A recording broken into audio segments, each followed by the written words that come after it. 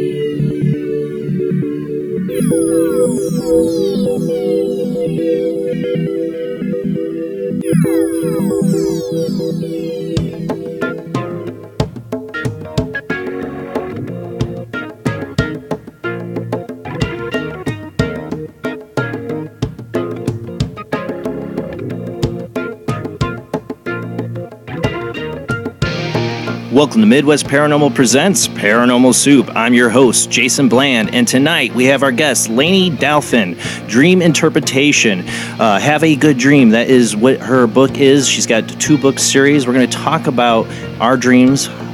What do they mean? Is it our subconscious trying to tell us something? Because that's what so interests me about dream interpretation, is it's our way to talk back and forth with our inner self. I've always felt that, and consciousness itself is one of the most interesting subjects to me, because I mean, it's us. It's who we are. And there's a part of us that is trying to talk to us in some weird, crazy language in our dreams. That's what we're going to get into tonight. And, of course, we will have the open phone line, so you can call into the show. I'll give those phone lines out later. Plus, they'll be in the chat rooms. And you can call in and tell us about your strange dream or nightmare. Did you have a nightmare that still haunts you? I know I have a few. And, of course, what we do every Sunday night is the World Wide Web of Weird, and we got some weird tonight to definitely show. All right, guys. We've got a great guest. It's going to be a great show, so let's get rolling into it.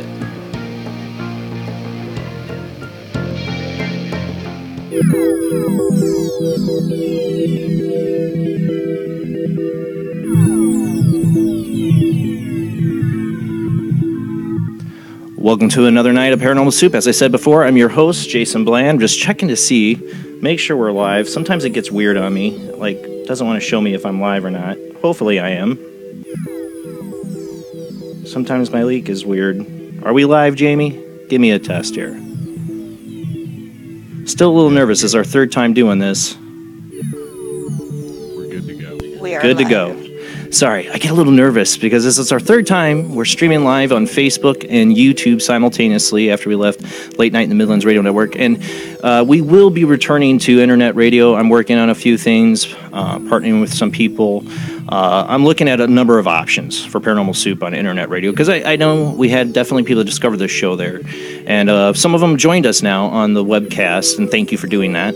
But I know some people like just to listen. We will get back on internet radio. I am working at doing that, and it will be very soon, I'm hoping. But let's go ahead and bring up my panel of lovely people. And if you're watching, now you can watch the webcast. If you're just first time joining us as webcast, there are people here with us you can see. We got my beautiful co-host, Jamie D. How you doing tonight, Jamie? Doing great, and really, really excited about tonight's topic. I know. I hear you and Rob talk about. I know Rob from St. Augustine, Florida. He's got some heavy dreams lately. I'm sure we could talk about tonight. How you doing, Rob? Pretty good. Good to be here. Definitely interested in this topic. Oh, yeah. I know. And Jeffrey Chan running the World Wide Web of Weird with us tonight, which we'll get to in a second. What's up, Jeffrey? And tonight, our guest, Layne Dalfen. How you doing tonight, Layne? I'm doing good, Jason. How are you? Doing great. Thank you for joining me. I'm excited to do this show. Like I don't know if you heard me at the beginning there. To me, dreams are like, to me, the communication between us and this other thing that's us, the subconscious. And I think it's such an interesting topic. I cannot wait to get into tonight. So thank you for joining us. My pleasure. All right, guys, let's do what we do every Sunday night, is the World Wide Web of Weird.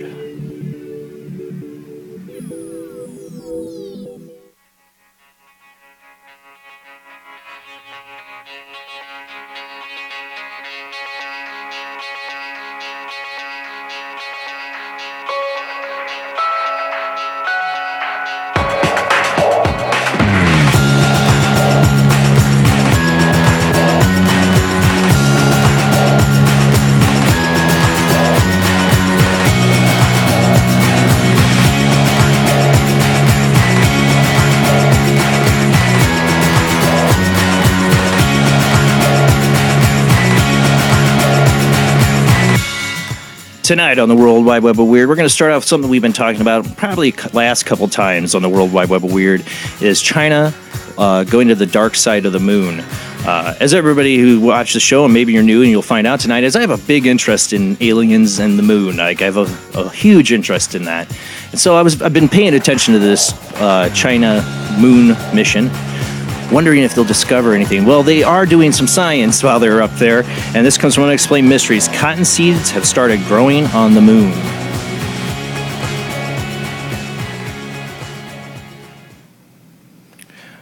All right, a little rusty here. Here we go. We're going to get the share screen up. There we go.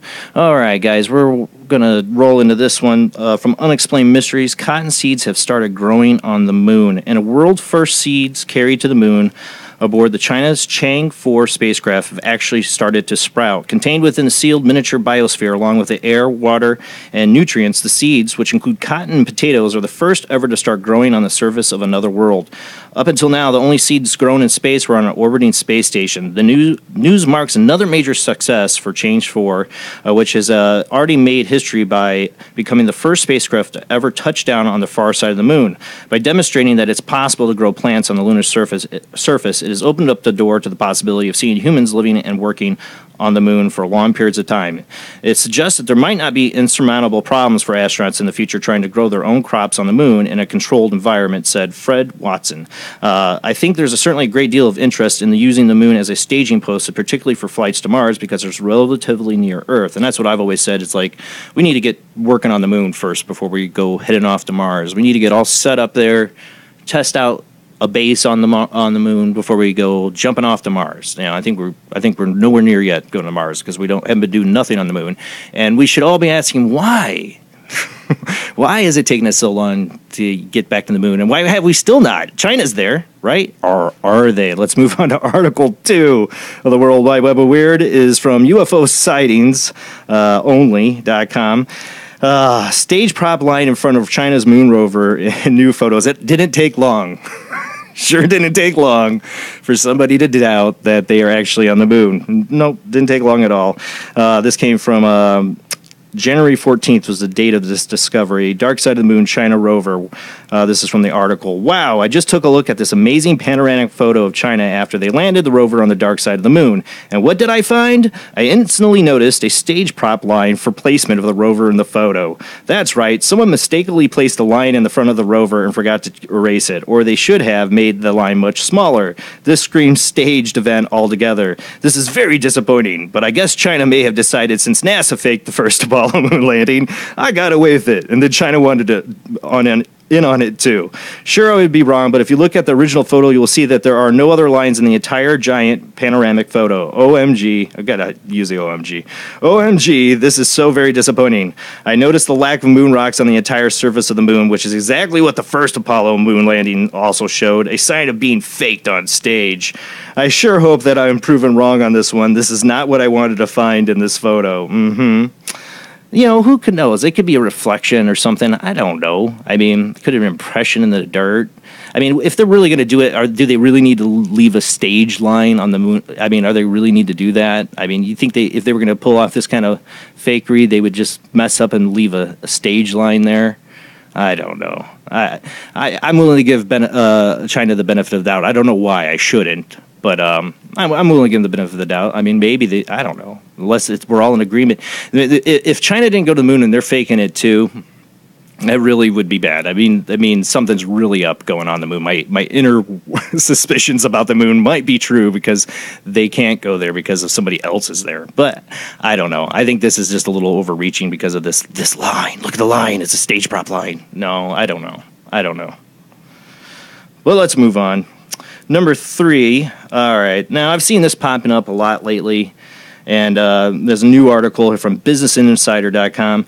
A controversial startup that charges $8,000 to fill your veins with young blood now claims to be running in 5 cities across the U.S. Jesse Carmazine, I'm totally butchered that, a startup founder and Stanford medical student or school graduate, blood is the next big government-approved drug. Roughly 3 years ago, Carmazine launched Ambrosia, a startup that fills the veins of older people with the blood from younger donors, hoping the procedure would help conquer aging by rejuvenating the body's organs. As Business Insiders previously reported, the little to no evidence to suggest this would work. The company is now up and running. Carmazine told Business Insiders on Wednesday, Ambrosia has recently revamped its website with a list of clinic locations and is now accepting payments for procedures via PayPal. Get your young blood now via PayPal. 2 options are listed: 1 liter of young blood for $8,000, 2 liters for $12,000. In the fall, Carmazine, who is not a licensed medical practitioner, really told Business Insider he planned to open the first Ambrosia clinic in New York City by the end of the year. That didn't happen. Instead, he said the sites where customers can get the procedure include Los Angeles, San Francisco, Tampa, Florida. Rob, hey Jamie, Los Angeles isn't far from you. Omaha, Nebraska, Houston, and Texas. 2017. Ambrosia enrolled people in a clinical trial designed to find out what happens when veins of adults are filled with the blood from younger people. While the results of the study have not yet been made public, Carmazine told Business Insiders in September that they were really positive. Well, if they're really positive, why don't you share those results before you go opening up all these businesses? Maybe that's what you should do first. Maybe. I don't know. I think that might be a good idea. Man, this just is creepy. Yeah, it's kind of like, you know, where are they going to get all this young blood from? Yeah, I don't know if yeah, exactly. Kind of like modern day vampires. Yeah, I just think of one of my favorite movies is, a favorite movie, and then I forget the title, with Ethan Hawke is, I hate that. I hate my brain sometimes. I love this movie. And it's totally slipping my brain right now. Ethan Hawke's in it. Bad nay on my part. I just can't even comprehend this. But in that, it's a bunch of vampires. Like, everybody becomes a vampire pretty much, and they're like trying to find the last humans to get blood from. I mean, I don't know. This is creep factor at a level 10 for me. The Ambrosia company, and I think they should share the results before they get all let's franchise. Okay. Just a little bit. Just a little feeling they should share the results first. All right, let's move on. Saw a lot of people sharing and talking about this. A UFO sighting shot spot. Asteroid flying by Earth accompanied by strange-looking moon. On January 7th, 2019, a near-Earth asteroid 2016 AZ-8 flew past the Earth moon system only 2.8 million miles away. Astronomers at the giant Arecibo radar in Puerto Rico pinged the space rocket as it approached. Using a pulse beam of radio energy at 2,380 megahertz, they found that the 2016 AZ-8 has a moon. Images that you're seeing here is assumed that this object above the asteroid is a small moon or is an extraterrestrial origin. The radar team says the primary is nearly spherical with a diameter of 430 meters, while the asteroid moon is more elongated like a cigar, measuring 180 meters on its long axis. One day later, on January 8, 2019, the asteroid 2019 AS5 flew past Earth only 8,600 kilometers above our planet's surface.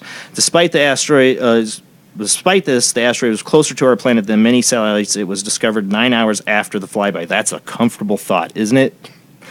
It was closer than satellites, and they discovered it 9 hours later that it went by. That is a scary thought. Yeah. That will give me nightmares. I want to talk about dreams. I'm just saying, people are like, well, they'll spot an asteroid. No, not always. Just saying. All right, let's move on. All right, number 5, we got some UFO stuff here. This is from Punk Rock and UFOs. I love this website name, Punk Rock and UFOs. I mean, what a website name. You winner of the website names. All right, so on Wednesday, January 9th, Javi Molina was driving home from work in Cypress, Texas. A lot of UFO stuff from Texas, guys. We've been doing from World Wide Web Weird, haven't we? A lot, it seems like. All right, he was driving from work in Cypress, Texas, when he saw multicolored lights hovering low in the sky. I was entering my neighborhood. I decided to look up at the stars, and I saw the lights, Molina said. I wondered what those red lights were, and so I took a picture of it. But as I was going to take a second photo, they all disappeared. The lights all seemed to be aligned, and you can almost make out the shape. The shape is forming what appears to be something circular and flat. Judging from the one blurry photo, whatever it is, the proximity is close to the ground, eliminating a commercial aircraft. This exclusive just comes with one photo and one eyewitness testimony, as no one else in Houston area suburb has reported anything similar to in the night question. But we've had it seems like a lot of UFO stuff from Texas lately. I mean, Terry Lovelace, we've had on the show, a friend of mine, it's an alien abductee. He lives in Texas, too.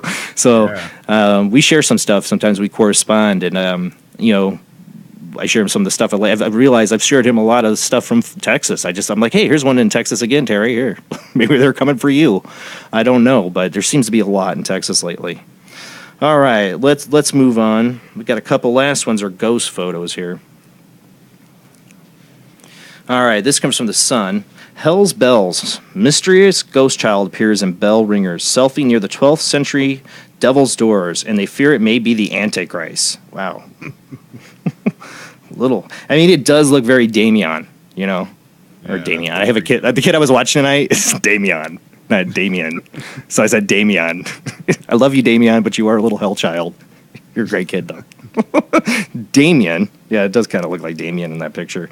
Natalie Wilkinson, 28, and her friend Carrie Morris, 31, saw an advert for bell ringers and thought it might be a good thing to try. Sounded like a good idea at the time. They turned up to St. Nicholas Church in the village of Dorncaster, South Yorks, and had a tour before taking a quick snap. But they were stunned to find what they claim is the ghostly face of a little boy behind them. Since they turned up to St. Nicholas Church in the village of totally flipped on me on my tablet. They since found out the church's north doors are known as the Devil's Doors because they were meant to be left open to let the bad spirits out, to not let the bad spirits out. Natalie from Dorcaster said it's quite freaky up there being a church, and as old as it is, the steps are narrow and old wood, meaning only one person could squeeze down at a time. After exploring, we headed down to the bell floor. Being the last down, I said, quick, let's take a selfie, as no one would believe what we had been doing on the random night. We freaked out. We took the selfie and headed back to their group, not realizing what we had captured. It wasn't until we were walking home, when we were about to head in different paths, that we decided to take a look at the picture we had taken. There were multiple, but there was one that stood out. We were both freaked out and nervously joked about it being the Antichrist. After taking this supernatural photo, the two girls got in touch with the Ghost Hunters Paranormal Investigations UK. Is that Matt Payne's group? No, his is Shadow Investigations. Never mind. They reportedly confirmed the authenticity of the picture, adding there was no rational explanation for the mysterious face. The church grounds also contain a memorial for 2 young soldiers who were killed in World War II on the same day. Natalie added, "Shaken, we went out our separate ways after what we saw on that pic. When the following week came, we both decided not to return to our newfound hobby because we were too freaked out by our previous encounter." It does have a very Damien look, kind of Antichrist, but it definitely looks like a little kid. Yeah, definitely looks like a little kid behind her, and there wasn't probably any little kids there like that. I don't know. It's creepy. Yeah, it is. And what's more creepier than little kids ghosts? But that one is. Well, what's more creepier is a little Damien kid's ghost. yeah. Those are, I just hear the music. Dios in the background. Oh no. But yeah, devil doors, huh? All right. Well, let's move on to the last article. All right, this one's been super viral, and man, this is an incredible photo. This is from dailymail.co.uk. It just looked like him. Mother 57 shocked when in her kitchen security camera captures the ghost of her son who died 2 years ago. All right, Jennifer Hodge, 57, from Atlanta, Georgia, saw a male figure that looked like her son. A grieving mom claims her security cameras captured the ghost of her dead son in her kitchen after a transparent figure triggered the sensors. Jennifer Hodge, 57, from Atlanta, Georgia, had been in bed watching TV with her daughter, Lauren, 21, when she received a notification on her phone reading a person spotted in an entryway last week. When the mother of two opened the image, she saw a transparent male figure that looked just like her son, Robbie, who had died 2 years earlier of a drug overdose. Ms. Hodge, as an estate agent, claims she is still freaking out after seeing the eerie figure last week, but finds comfort in believing it's a sign from her son and that he's at peace. We have other photos. There's a photo. There should be a photo in there too, Jeff, of what he really looks like. His actual photo. Let's see. Oh, where's his name? Totally his name's Robbie, but missing. Well, I hate how articles do this. Robbie Hodge, I guess would be his name. The mother and daughter rushed into the kitchen, terrified by the unusual sighting, but found no evidence of a break-in, and there have been no other sightings since. The male, exceptionally clear image appears to show a male figure wearing pajamas in the family kitchen. Miss Hodge said, "Now I feel like he was letting me know he is happy in heaven. That brings me some comfort, but I still think it's weird. I'm in awe. Why did this happen to me? I haven't seen anything since, and I have never seen a ghost before. Does this look like Robbie?" I think that's a pretty incredible image. I would love this. I mean, I guess it was just taking stills in there. Go ahead and bring up the full image of it again. It's pretty incredible. And it looks like you can almost see it's translucent. When you look in the full view of it too, it almost looks like he's translucent. Like you can see through him. Like you can see his kind of back shoulder arm there. You can almost see through him into where the window is. It's an interesting one. You still see mannerism kind of posture. Yeah. And he's just I'm getting a snack out of the fridge. Like he's still there. Mm-hmm. I can't imagine, she only lost him 2 years ago, The closest thing I can imagine is losing my grandmother and her coming and showing herself to me to let me know she was all right. I've talked about that. She died from Alzheimer's, and I worried about how she was when she passed on, and I saw her. And, it helped me. I couldn't, as a father, I couldn't imagine losing a child at any age, and then having this happen. You see them. I would be comforted to know that they're there, that they are there. This kind of confirmation that you will see them again. I guess that's what I would feel like. Yeah, that you'll see them again. That's why it takes a long time, usually over a year and a half, and when you need them most, they'll show up and let you know that they're there. Yeah, you think if you had something happen right after somebody passed. For my grandmother, it did, but it's not like a child. A child is a whole other level of grief at all. I mean, grandmother lived her full life. Lose a child, I can't. My worst nightmare. And to have that, that to know that you will see them again, I guess I would be the best comfort to know that you will see them again. You see them there, that they're there, they're waiting for you. It's not final. Now, I did have a lot of people share with me. Let me get this here, up here. I did have a lot of people share with me. Whoops, I didn't switch it over. the video of the cop. It's supposed to be from the dark web of the cop being like vaporized. I don't know if anybody's seen that. There's a reason why I didn't share it. I've only seen one YouTube channel share it. I can't find any other story. It comes from the dark web, so I'm not really sure whose stuff I'm sharing, and that's why I didn't. But it is an interesting video. You guys should go check it out. You see this cop pull somebody over. Supposedly comes from the dark web, and this bright light shine upon him from above, and he gets vaporized, and there's burning clothes, and the car drives off. I don't know. Whoever did it, if it's fake, did a really good job. I think it's fake. If it's real, I don't know. That's some crazy stuff. Is it spontaneous human combustion? I really don't know. It's a crazy video, but I didn't want to show it because I only see one YouTube channel having it, and I don't know whose ownership it is, and I don't know if it's fair use or not. So, but it's interesting. It's interesting for sure. But tonight's guest, Layne Dalfen, we're going to talk about dreams, dream interpretation. Something I'm interested in because I think everybody's had messed up dreams. I might give a few of mine tonight. People are like, man, what is wrong with you? But to me, like I said, it's the subconscious. I've always believed, that our dreams are a subconscious way of talking to us in some weird language we don't understand. And maybe Layne can help us interpret what that language is that our subconscious is trying to tell us. Call in tonight. I'll give out the phone lines when we come back from the commercial break, but we'll take phone calls a little bit later in the show. But call in tonight with your dreams or nightmares. We want to hear them. All right, guys, we'll be back after this short commercial break.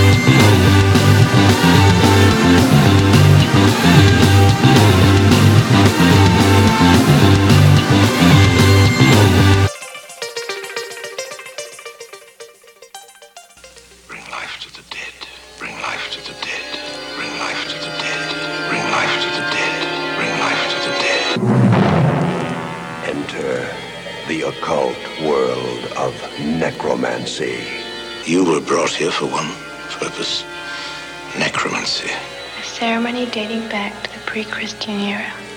It's the art of reviving the dead. It requires involvement with evil spirits by the person performing the act. The devil god brings life to the dead. No, please. No, please, no. And death to the living. Necromancy. Starring Orson Welles and Pamela Franklin. From Cinerama releasing. In color, rated PG, parental guidance suggested.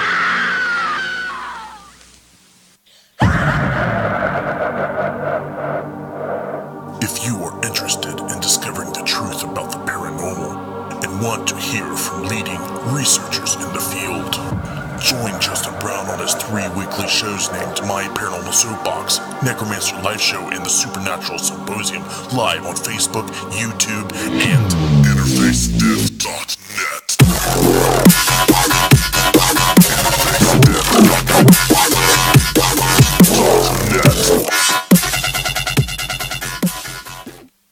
He is conducting an experiment into the combined effects of sensory deprivation and hallucinatory drugs.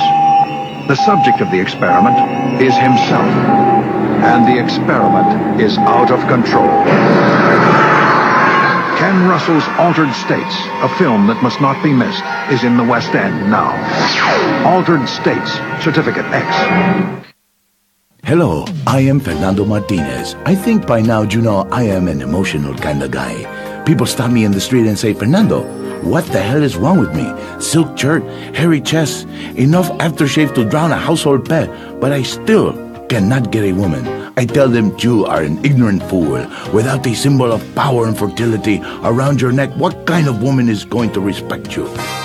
That is why I have teamed up with Medallion Man, the shop for medallion needs. Medallion Man caters to all levels of masculinity. For the strong, silent type, a medallion the size of a hubcap will say everything that needs to be said. Even singing medallions for the Casanova who knows music is the food of love. Model trains, dollhouses, diapers, whatever your interest, we've got the medallion for you. Don't forget, every woman knows if you can't support a medallion, you can't support a family. This is the sound of a space clock aboard a U.S. satellite 180 miles above the Earth. No one winds up this timepiece. It's powered by a tiny battery, a battery that delivers power for years without replacement. Now the same type of battery, the Duracell battery, can bring new reliability and long life to your battery-operated equipment. Radios, cameras, toys, all run far longer. Duracell batteries, the long-distance power cells, outlast any ordinary battery. The same type of battery that keeps space clocks running for years can bring long life to anything powered by batteries. Dura, as in durable. Cell, as in power cell. The Duracell battery, made by Mallory. Switch to DCS ranging. 240, nominal to profile. We're in the pipe. 5 by 5.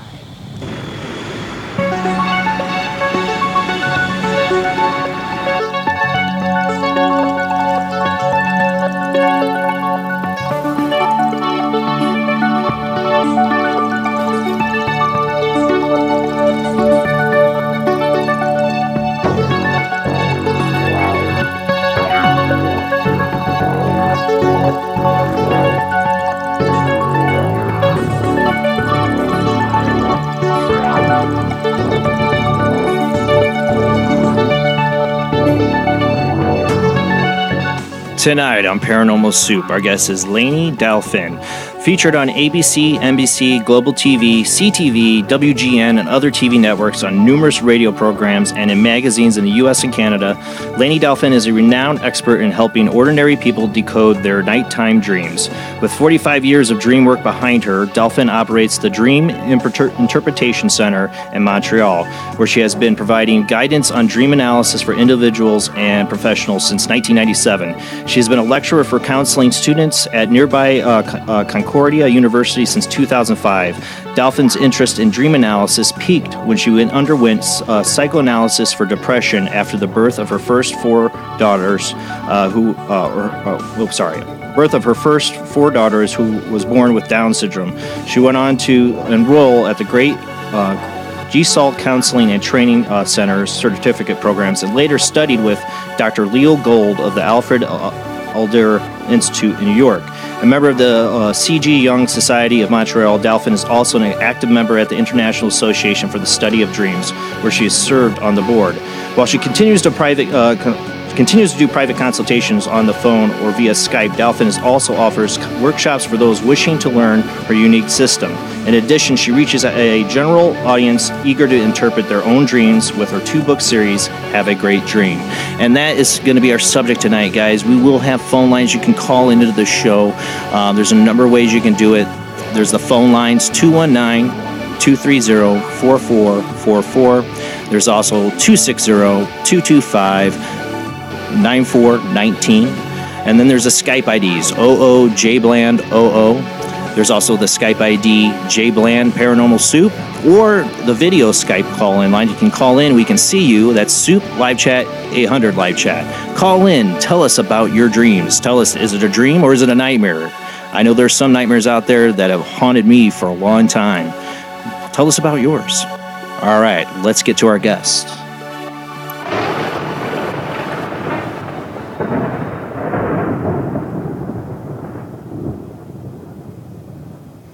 How you doing tonight, Layne? I'm doing okay. It's spooky tonight. It's always spooky here. This is Paranormal Soup. It's spooky, but it's spooky fun. Yes, exactly.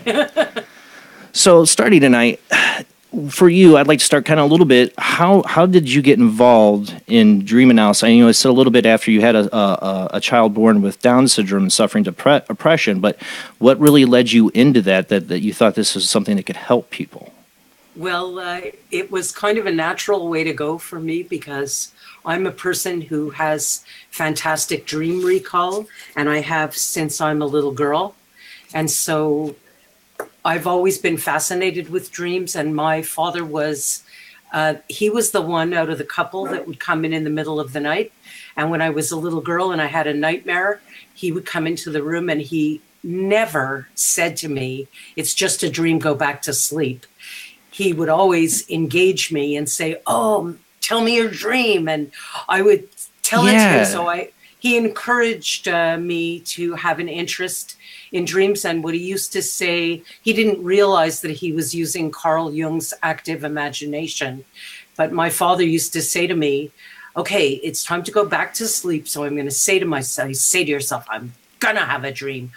Bring it on. I'm going to have a nightmare and I'm ready for it." And that is Jung's active imagination. Yeah, bring on a nightmare. I'm ready for it. And that's a very healthy thing to give a child. Well, then I'm doing a good job. Power. Yeah. I do that with my children, especially my youngest seems to wake up in the middle of the night. He's just turning 3. And I'll go, "Did you have a bad dream?" And he'll go, or he'll tell me before I even get open my mouth, "Bad dream, Daddy." And I'm like, "It's all right. You know, it's just a dream. It can't hurt you. You know."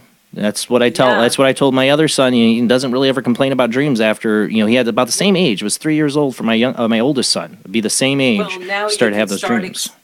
Now you can start explaining to them that actually the dream is the conversation that you're having with yourself about a very specific current issue that you are attempting to come to a conclusion about. And not only are we problem solving in our dreams, but the solution to the issue comes to you in your unconscious, obviously, before it makes its way to your conscious. So if you could only understand what the heck you're trying to say to yourself while you're having the dream, then you can propel your problem solving. Because if you want to break off that relationship, you're going to break off the relationship anyways. But if you understand the language of metaphor, which is what I teach. I'm not a dream interpreter. I'm a dream analyst. And what I do is help you uncover your personal language. And that's what I do, is I teach the language of metaphor, and then you can understand what it is you're saying to yourself.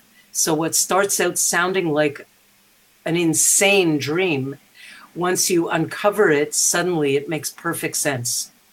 That's what's going to happen tonight. No, that's awesome.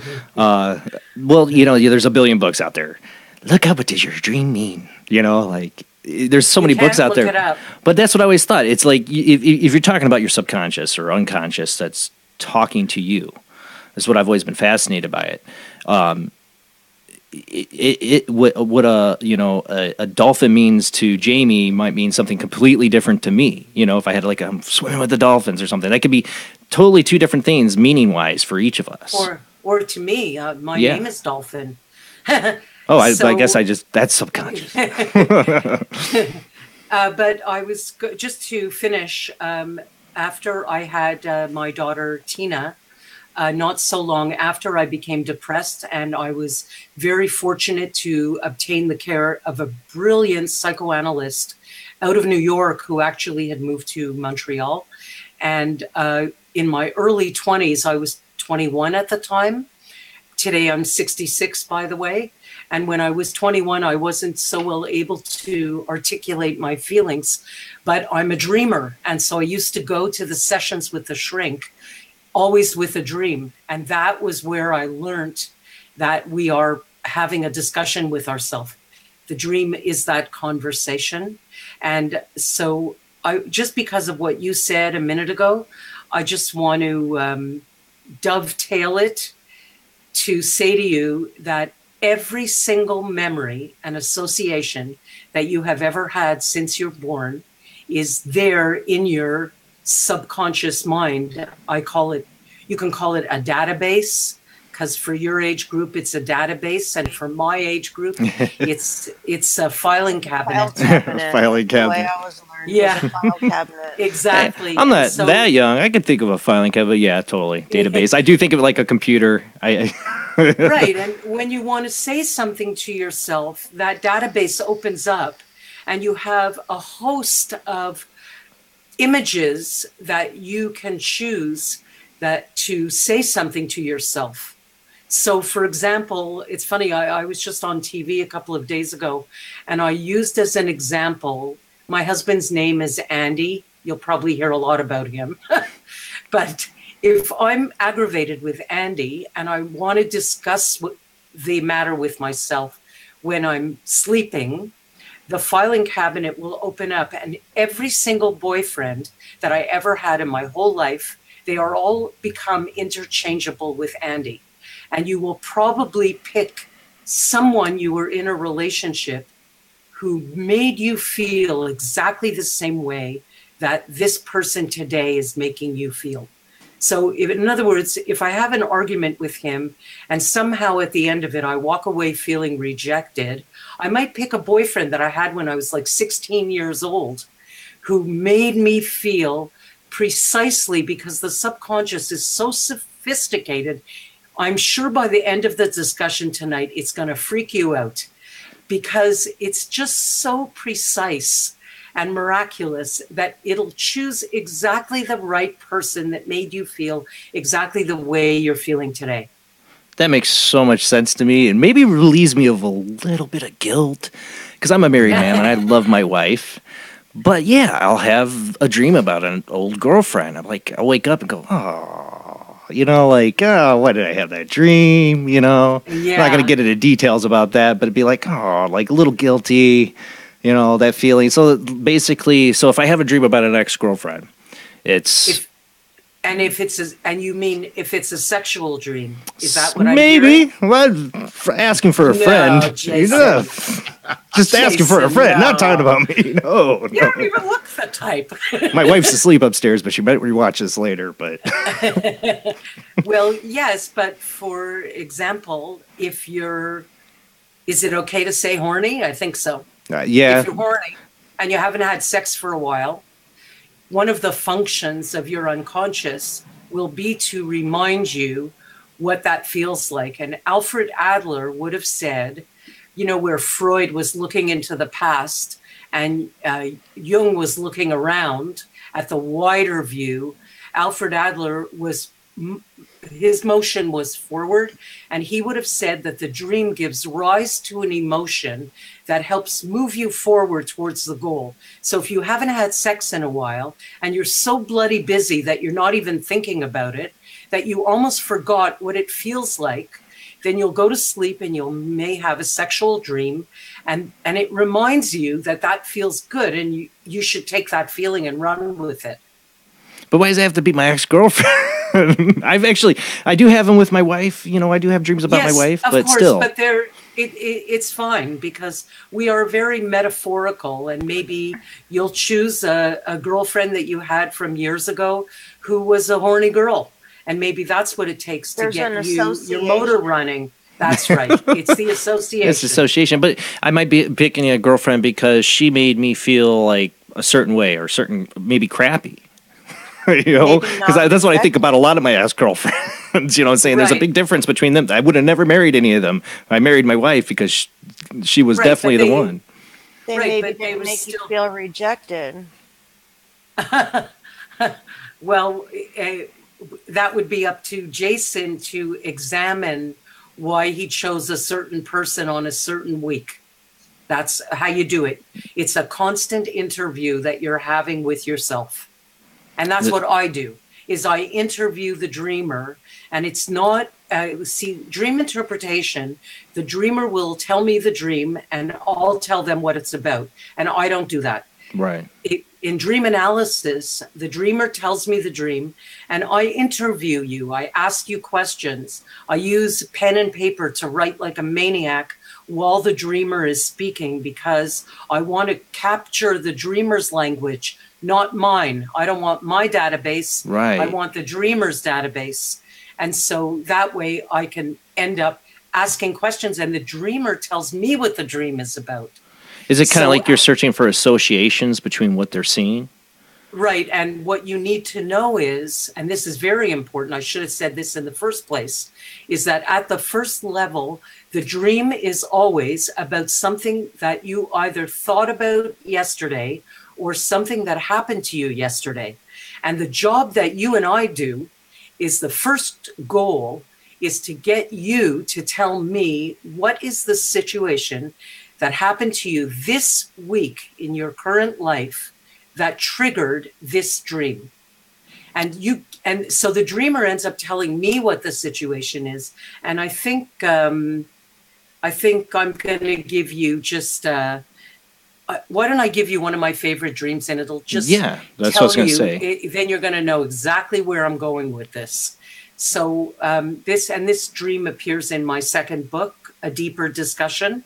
And so it's about a woman who's dreaming that she's at a picnic. And she says that at first there were a few ants everywhere, but they weren't hurting the picnic. And then all of a sudden, it turned into an absolute horde of ants that were everywhere, climbing all over the place. And she wakes up as she's trying to get rid of the ants off her arms. That's how she wakes up. And so I'm going to teach you 6 basic, I call them points of entry, or puzzle pieces that you can use to help uncover why you had that dream last night.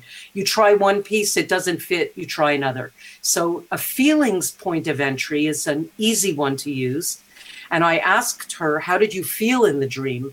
And she said, well, at first it was nice, it was fun, but because, and then there's an escalation, a change in the feelings. So now it's like a dance. You come outside the dream and you ask the dreamer, well, what do you think happened in your life this week? Some situation that started out feeling good, and suddenly it suddenly changed, and now you're in a panic, and because she said she felt out of control. So I'm using her language. Right. Now you're in a panic and out of control. She couldn't catch it.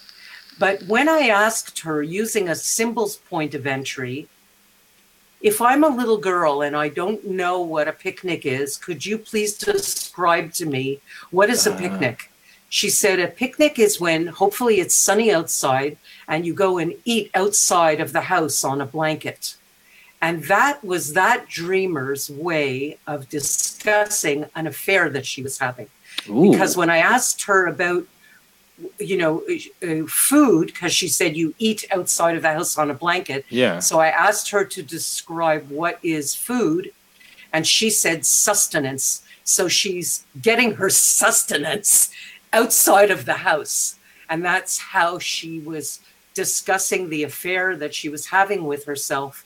And the reason there was an escalation, the ants, the small ants at first that are not disturbing the picnic, those are her kids, his wife, her husband, because they were having an affair and they were fine. Like the ants really weren't disturbing the situation. And the reason the situation changed was because he got transferred an hour and a half away out of town. So now if she wants to continue the affair, she has to drive an hour and a half to get to him, probably an hour and a half to be with him, and then another hour and a half to get back. And she has to do all this in enough time to pick up the children at school. So because I explained a little bit to you earlier about Jung's active imagination, that was what I did, because I'm always looking for the solution. I'm looking for the second goal. The first goal is, why did you have that dream last night? And once I know why you had that dream, my area of expertise is finding out, what does a solution look like when it comes in the form of a metaphor? And that was what happened with her, because I'm looking at the dreamer and she's trying to get rid of a horde of ants by pushing them away with her hands. Is that an effective way of getting rid of ants? No, you get up and shake them off. You would shake them off, or maybe you'd get out the raid. Right. And that was what I said. Maybe you want to think about getting out the raid, because the dream is reflecting the inappropriate, because you will learn in your discussion with me, there is no right or wrong, and there is no good or bad. There's appropriate or inappropriate. How is the dreamer responding to the situation in their current life? Is the response appropriate? And we know from looking at this dreamer, whatever she's doing in her waking life, it's not working. because you can't get rid of a horde of ants by pushing them away with your hands. And by me suggesting to her that maybe she should get out the raid, because if you're getting raid to get rid of ants, that's you taking back your control. You have to go to the store or you have to go to the closet. You have to take an action in order to help yourself solve the problem. And that was what happened. She called me a couple of days later. She ended the affair. But when she called me, she said, I got out the raid. Well, man, that's what I've always said, about people, people that have affairs and that. It's just, why would you want it? That'd be so much stress. I'd be so stressed out if I was that kind of person doing that. I'd be so stressed. And I can imagine the kind of dreams it would cause. I would definitely have some nightmares if I was that kind of person and did that. It would definitely get to me. That kind of gives you the idea of the mirror of what a dream looks like when you put it next to, when you superimpose it on the life situation. And all of them do that, by the way. If the dreamer answers the questions honestly, then you discover there is a mirror happening. And it's just so cool that it's captured my imagination for 45 years. Frankly. I think it's unbelievable. I can see why, because like I said, you're discovering the inner self. You're getting a glimpse of the inner self that's talking to them. The subconscious. We talked about the computer metaphor earlier. That I always go for is like the RAM is our consciousness. It's dealing with all the tasks right now, and the subconscious is the hard drive. It has everything. It's stored everything you've done. Exactly. Everything's there, and that's what's so incredible about it. That it's able to memorize all these things. I also compare it to it like an autistic child. You've had an autistic child, or you had a Down syndrome. I apologize, but my friend, has an autistic son. Doesn't have communication skills, but man, they have a memory. They can do these things. They have like super memory. Right. It's they can't communicate right though with you. That's what I find so similar between an autistic child and the subconscious. Is that it has all this ability for memory and everything, but it can't communicate to you the same way me and you talk. Right, and that's the thing, because in our waking life, consciously, I call this part of the discussion, welcome to the human race, because consciously we are adept at lying, cheating, avoiding, sweeping. This is what we do. It's part of the human condition, is that we don't want to acknowledge our feelings or things that are going on with us in our waking life. But your unconscious never lies to you. And it doesn't forget.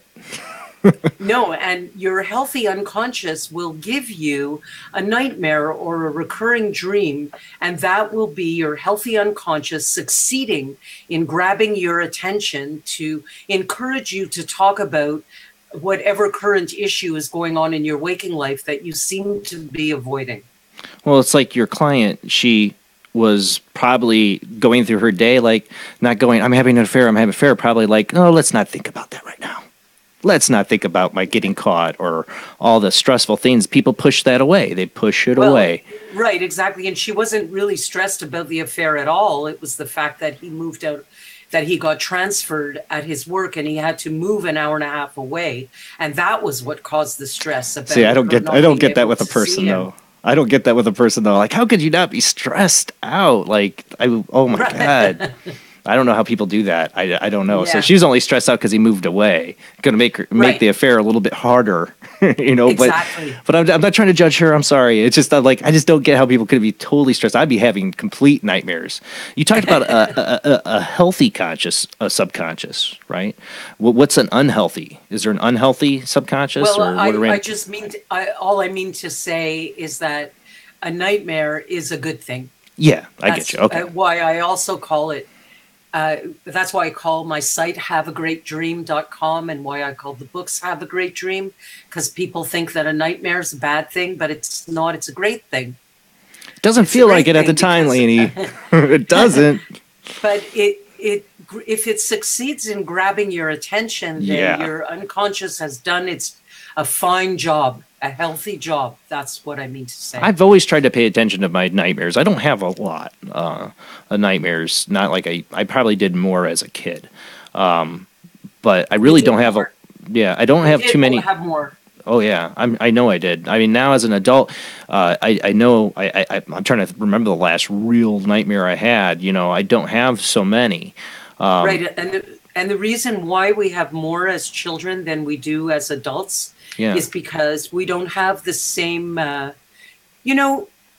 It's I compare it kind of like having to go to the washroom because we are self-regulating organisms, and if you have to pee, you can hold it in, hold it in, hold it in, but at a certain point, it has to come out. And it's our feelings operate in a very similar way. You can hold it in, hold it in, hold it in, and at a certain point, it has to come out. And when it comes out, so it's your underreaction to something, when you're not acknowledging something during the day and you're not talking about something that's bothering you, that's called, in my language, an underreaction. And so the dream is going to create an overreaction. And the overreaction is the nightmare. It's the overreaction to your underreaction. And two things happen. One is that it succeeds in, or I should say, one is that it creates a balance. Right. And so we are self-regulating, and so that gets accomplished. And the other thing is it succeeds in grabbing your attention, which hopefully gets you to talk about the nightmare. And as soon as you start talking about the nightmare, it's like brainstorming, because now you're talking to your wife, you're talking to a friend, you're talking to somebody, and you've begun the process of taking whatever it is that you've been sweeping during the day, and now all of a sudden you're in a conversation and you're bringing it out into your waking life, which is where the discussion wants to be. I have a question for you. A nightmare came to me recently that getting ready for the show, I thought about this one.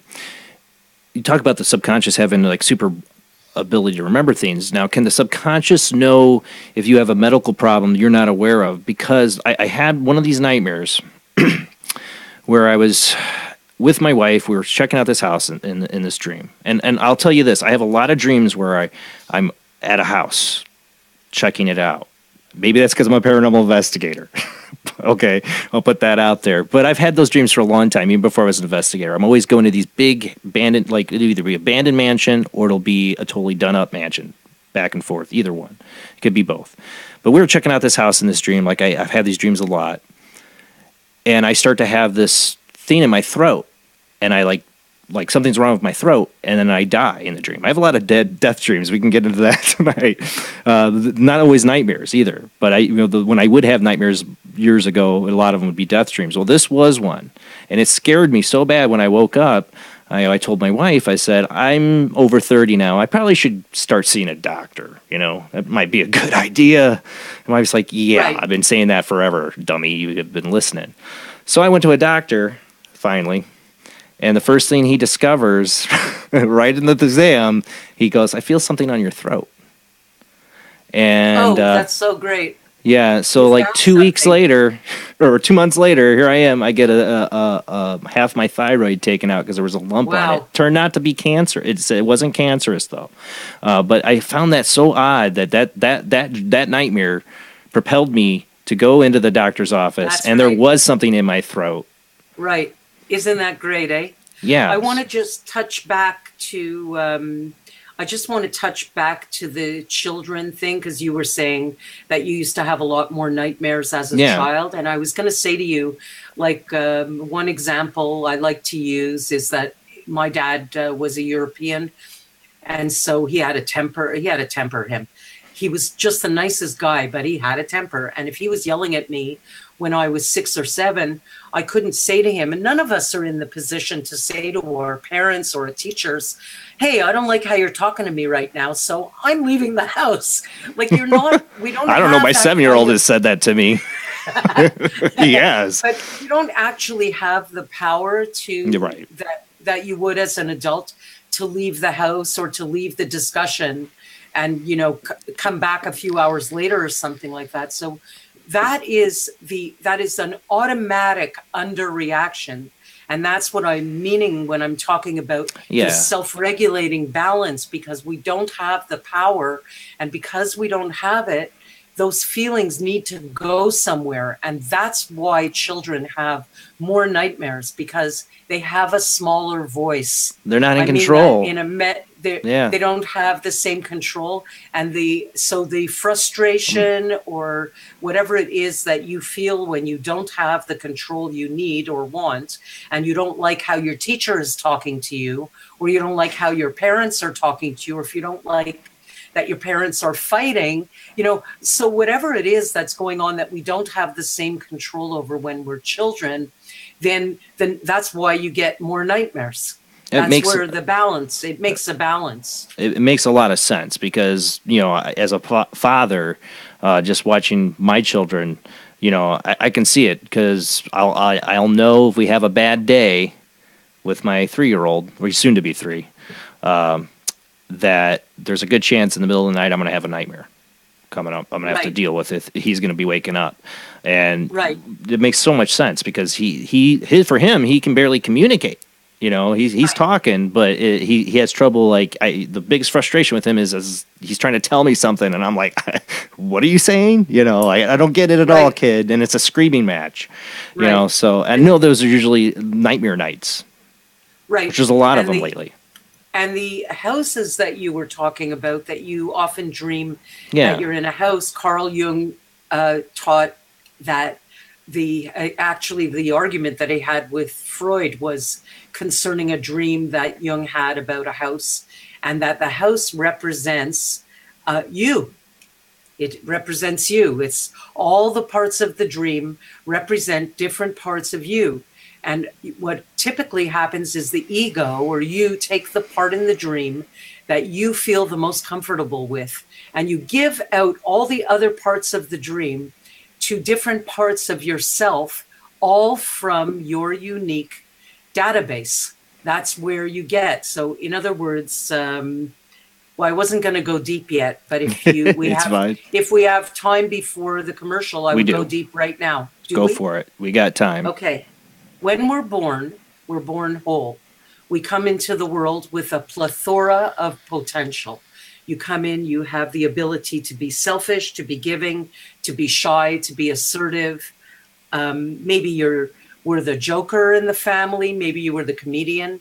Maybe you're the quiet person in the family. And the people that bring us up teach us that it's more cool to be one way than another way.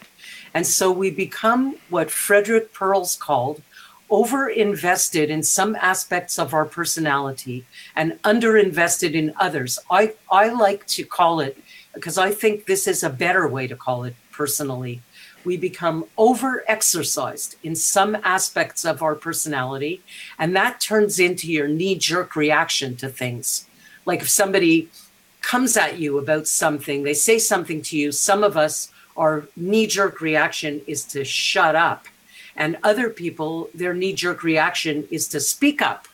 And so that's kind of what I'm talking about, the over and under exercised parts. And those are all okay. The only problem with them is that life throws you so many different situations. And, first of all, if you're always responding the same way, how boring is that? Can you imagine turning 60 and you're still responding with your knee-jerk reaction that you've been responding since you're 16 years old? I mean, I think lots of people do that, lady. Yeah, I think lots of people do that. I think you're right. And the dreams are so amazing because they give you an opportunity to exercise other aspects of your personality. And what happens when you exercise, you take back all these parts of yourself that you were taught when you were little weren't the right way to behave. I'm going to give you a great example in a minute. You take back all of it, and then when something happens in your waking life, once you've started exercising these unfamiliar parts of yourself, you put yourself in a very powerful position when you can decide how you want to respond to people and situations in your life. So I'll just give you an example. This guy, Stephen, was brought up in a home with siblings. And like many of us who were brought up with siblings, The message he got from his parents is that it's not okay to be selfish, because you hear sentences like, go share your toys with your brother. Go all the look time in the after your house. Sister. All the Right. time in my house. Yes. Exactly. And your whole existence is sharing your parents' attention. So the whole thing is about sharing. And that's what those people have a tendency to turn into accommodators, people who have more difficulty saying no. And conversely, if you're brought up as an only child, you don't have to share your toys, you don't have to share your parents, and you get comfortable about looking after yourself. You become more exercised in that part. So this guy, Stephen, he has a dream. It's a one-picture dream. He's climbing up a ladder, and there's paper everywhere. And at the top of the ladder is his college roommate who he hasn't seen in like 15, 20 years. And that's who's encouraging him up the ladder. And there's paper everywhere, like even blocking some of the ways of him getting up the stairs. And the reason that Stephen had that dream was because of all the paper that he had on his desk and how much he wanted to do his work. And the day before he had the dream, some friends called and asked if he would go see a movie with them the following night. And because he's over-exercised in accommodating, he said yes. And when I asked him, what are the first 2 or 3 things, using symbols, point of entry, what are the first 2 or 3 things that come to your mind about that roommate? The first thing that came out of his mouth was, he was a real selfish, take care of me first kind of guy. And that's who's encouraging him up the ladder. And he represents the aspect of Stephen's personality. Jung would have called it his shadow. I call it his under-exercised part. So he needs to, that roommate is in the dream to encourage the dreamer to access that part of himself, that sleeping part of himself that he doesn't even recognize. That's why he uses his database to choose someone who he considers a very selfish, take care of me first kind of guy. And that is your unconscious asking you to get closer to that unfamiliar part of yourself in this specific situation, this week, this time. It doesn't mean it wants you to always be that way, because maybe if your situation is that you got to meet with your bank manager, you want to access your accommodating part. But maybe if it's with friends asking you out to a movie, when you've got a pile of work on your desk and you don't even want to be at a movie, you need to access your ability to speak up for yourself. And because Stephen understood that, the next morning he woke up and called his friends and said, I'm really sorry, but I'm not going to join you guys for a movie tonight because I want to be by my desk cleaning up the papers. And that is what dream analysis looks like. Oh yeah, totally. I can see what, you know, if he just told me, this guy came to me and told me his dream, I'd be like, I don't know what that means, buddy. But when you lay it out, it does make a lot of sense of why he would be having this. When you talk about people, and I guess it's unsuppressed thoughts or things they don't want to like look at, like him not wanting to say no, you know, or not wanting to be extroverted and say, I don't want to do this, you know, or speak up for himself. You know, it's crazy how powerful that subconscious is, just to put all that together to try to show you that in a dream. I believe in the power of subconscious. I'm a paranormal investigator, and we have cases where we have to ask, is this really a ghost or a haunting, or is this something psychokinetic? Because we found cases, there's documented cases where people are able to affect objects around them and things. They think it's a ghost, but it's coming from their subconscious because there's something repressed or something inner that's making these psychokinetic activity happen. A lot of times abuse in these cases. It's crazy the power of the subconscious, of what it can do when you're not dealing with your emotions. Of course, and it's also, what is it they say, that we're using 5 or 10% of our brain, and when you want to make a decision, I know when I want to make a decision, I want to be able to consult my whole mind. I don't want to just make decisions based on my conscious mind. I want to check in with my unconscious also, and your dreams allow you to do that. And that, to me, like I said, the consciousness, it sees and remembers everything while you avoid and forget everything. And so it might be important. It might be important to talk to them, because your inner subconscious might have something to say. It's just trying to understand it, because I tell you what, now, does every dream have a meaning from your subconscious? Because I've had some dreams I'm just like, that was just some gobbledygook, man. They're not. No, they're not gobbledygook. When you understand them, and when you interview yourself and find out like what the images mean to you, then they always make perfect sense. It's hysterical, actually. I've tried to figure one out. I think I've said this on this show before. I woke up once laughing. Like, my wife remembers me waking up. As I'm waking up, I'm laughing. I swear, and it's the most like, what is wrong with me? What is wrong with me dream? I had a dream about the Munsters and the Addams family having a swingers party. I'm not joking. I woke up from that dream. It was a hilarious dream. Like, literally them in bed smoking cigarettes with each other. I'm not joking. I woke up laughing my butt off. What the heck? Like, why would I dream about? I wasn't watching the Munsters or the Addams family. I was trying, like, why would I dream something so stupid and like so raunchy? But you just told me that you're a paranormal investigator. Yes. And so, because all the parts of the dream represent different parts of ourself, then it makes perfect sense to me that you would pick the Addams family. It was a monster mashup.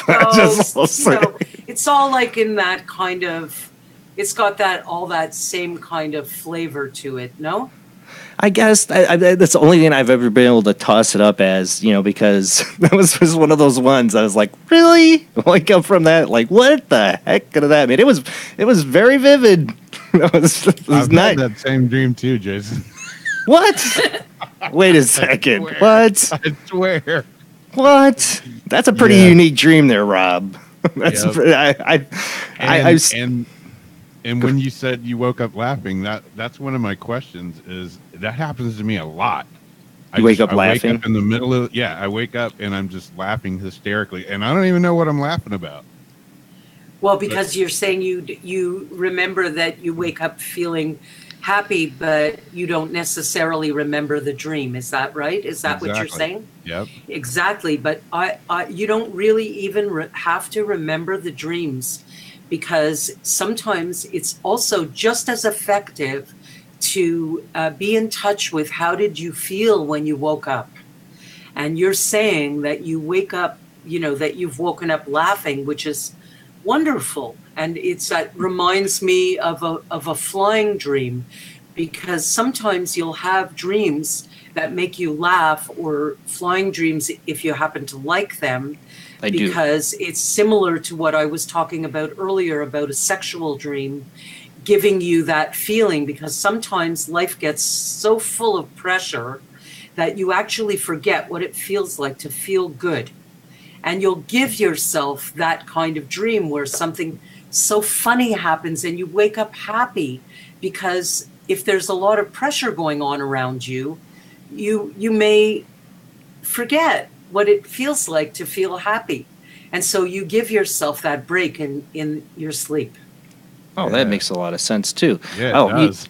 When you talk about flying dreams, man, yeah, it's been a long time since I had one, but man, they are the best. I'll have these dreams where a lot of my, either dreams where I'm searching through a house, or it's dreams where I'm on the road in some beautiful countryside with houses and water and like all that. But I'll be like, sometimes the flying dreams will be that I'll be out in the middle of nowhere and my feet will start going. I'll start going off the ground. And next thing you know, I'm like in this crazy. But when I fly, it's not like I'm Superman. It's like I'm out of control. Like I'm trying to control my flying. Whenever I fly, it's like I'm all over the place. It's not the Superman. Did you hear? But it's fun. But do you hear your language, Jason? Yeah. You say I'm all over the place. That's what you just said. I'm like flying all over. It's like, so you're describing it's important what you're saying. I didn't write while you were speaking, and now I'm so mad because I want to know I want you to repeat what you were saying again, because the description of what you're saying is exactly how you're feeling when you have that dream, that you're not in that much control and you're all over the place. So that sounds like my life. At least when I've had those dreams, probably would make sense. Yeah, because I want to fly. I want to fly like Superman, like soaring through. No, it's always like, well, I'm flying, but crap, I can't. Where am I going? I'm up in this tree. Dang it! Like, come on, I want to go here. No, I can't. Dang it! Like it's like always Very like good. a fight. It's always like Excellent. a fight. Right, and that's what you're feeling when you have that dream. Like it's awesome, but I can't control it. Yeah, exactly. It's hard to get where. Sometimes it's hard to get where we want to go, and we you were describing something like that just at the very beginning of the show when you were testing the Facebook to see if all of us were on camera or not, and you're trying to accomplish something, but you're not feeling completely in control yet about being comfortable with the Facebook and YouTube live. And you described that, and that would be a perfect situation where you might have that kind of flying dream. I would love to have a flying dream tonight. Maybe I will after that, because right now I don't feel like. Now that we talked about it, oh, dang it! I probably won't. I did have somebody trying to call in. We will be taking phone calls. We're coming up on the next commercial break here in about 10 minutes. After that commercial break, you guys call in. We got time for your calls, so just hang in there. Call back in just a little bit. One of the things too, you talked about. Rob says he wakes up, he doesn't remember. I know. As I've gotten older, I've had problems trying to remember my dreams. It seems like as older I'm getting, the harder it is to try to remember my dreams. Right. You say you have really great dream recall. I feel like I used to, and I'm losing it. I don't want to. Right. Well, I'll give you a couple of tricks. One is intention, and Freud talked about that the most effective way of remembering a dream is to make a decision that you're going to and leave pen and paper beside the bed. And as you're falling asleep, you can even try and visualize yourself reaching for the pen when you get up in the morning. And so just like prepare yourself, because you probably will remember. And just like Stephen's ladder dream, or even the picnic dream, those are very short dreams. You don't need a long story with a beginning, a middle, and an end. Just an image is worth 1,000 words. It really is. Well, that's a lot of times what I get is just like maybe one faint image or one little feeling anymore. I used to have like the beginning. I used to have like the beginning and end. Like I'd have some really vivid dreams. Right. I mean, I've had two dreams I've talked about on this show that were so vivid and so real. When I woke up, right. I mean, I know this probably goes outside your preview here or what you do, but I had two dreams I was convinced were past life because they were so real, so vivid, and I just don't have dreams like that anymore. Those ones were ones that, like, I call dreams that are seared into my brain right. because they were so real. And just to give you another idea about recalling a dream, is that you can start by taking off your watch and you look at the face of the watch, turn it around, look at the band, look at the hands move, and then close your eyes and visualize the watch in your mind's eye, and then open it and look at the watch again. So you can do that and then the next exercise is to sit in a chair and look all around the room, check out all the paintings and furniture and the colors on the wall, and then close your eyes and walk around the room in space inside your head. My wife accuses me of being inside my head all the time. So right. I have a constant problem with that. But yeah, I get what you're saying. And just that in and out, that's the facility that you need to tap into in order to remember a dream. And once you start practicing doing that, seeing something, closing your eyes, opening your eyes, once you start practicing that, you're going to catch a dream faster. So what is it like doing? It's like kind of activating your visual cortex in a way, or something inside, like it's getting that imagination or that brain You're so power. Smart, Jason. You're smart. You got it. That's incredible though. So I could help remember my dreams though by getting my brain to kind of work at it again. Like so like when I'm dreaming, I might not be as visual in my dreams because I'm not activating that area as much. I don't know. I'm pretty inside my head. I'll tell you what. I mean, there's all kinds of stuff going on inside this little brain, like imagination wise. It's been my problem all my life, probably. Right. But I can see that. I think for me, what I really need to do is, because everybody says, do you do a dream journal? Oh, yeah, my wife's bought me like 2 of them, I think. I've never penned anything but a couple dreams in, and then I put it in the drawer. Right. So I need to get it out of the drawer. You're right. You're not the first person to tell me, you need to keep a dream diary. I'm like, yeah, I got 2 of them. My wife bought me. It's easier if the dreams are written down. Then you can really get some fantastic material. Fantastic. One of the reasons I've always been fascinated by dreams too is, and maybe we'll get to a little bit of this after the commercial break. I believe I totally believe the subconscious is talking to us in dreams. But I mean, to me, dreams are powerful things because I had one whole summer where I was dreaming about stuff and then it would happen. Like it would be exactly to the T. And it led up to one of my friends trying to kill themselves, and I stopped him. It was all these dreams that led up to it. It was the craziest summer. I was 6th grade. It was the weirdest, craziest thing, and ever since then, I think for a long time I had very vivid dreams because I was really focused on trying to remember them. After that experience, I'm like, I know dreams can do some powerful things if they can show me what it showed. I mean, it literally showed me exactly to the T things that were going to happen. I know that's out of your preview, but that's what convinced me to pay attention to my dreams. It's not completely out of my preview because your unconscious is picking up a lot that your conscious is not getting, but you don't realize that your unconscious is picking up a lot. Like your unconscious was aware that there was some problem going on in your neck, and your conscious wasn't aware of it because your unconscious gets it. And then sometimes that person was a friend of yours, correct? Yeah, this was grade school. Yes. But it doesn't matter. You must have picked up something that wasn't necessarily being discussed between you and him, but you were obviously sensitive to his depression.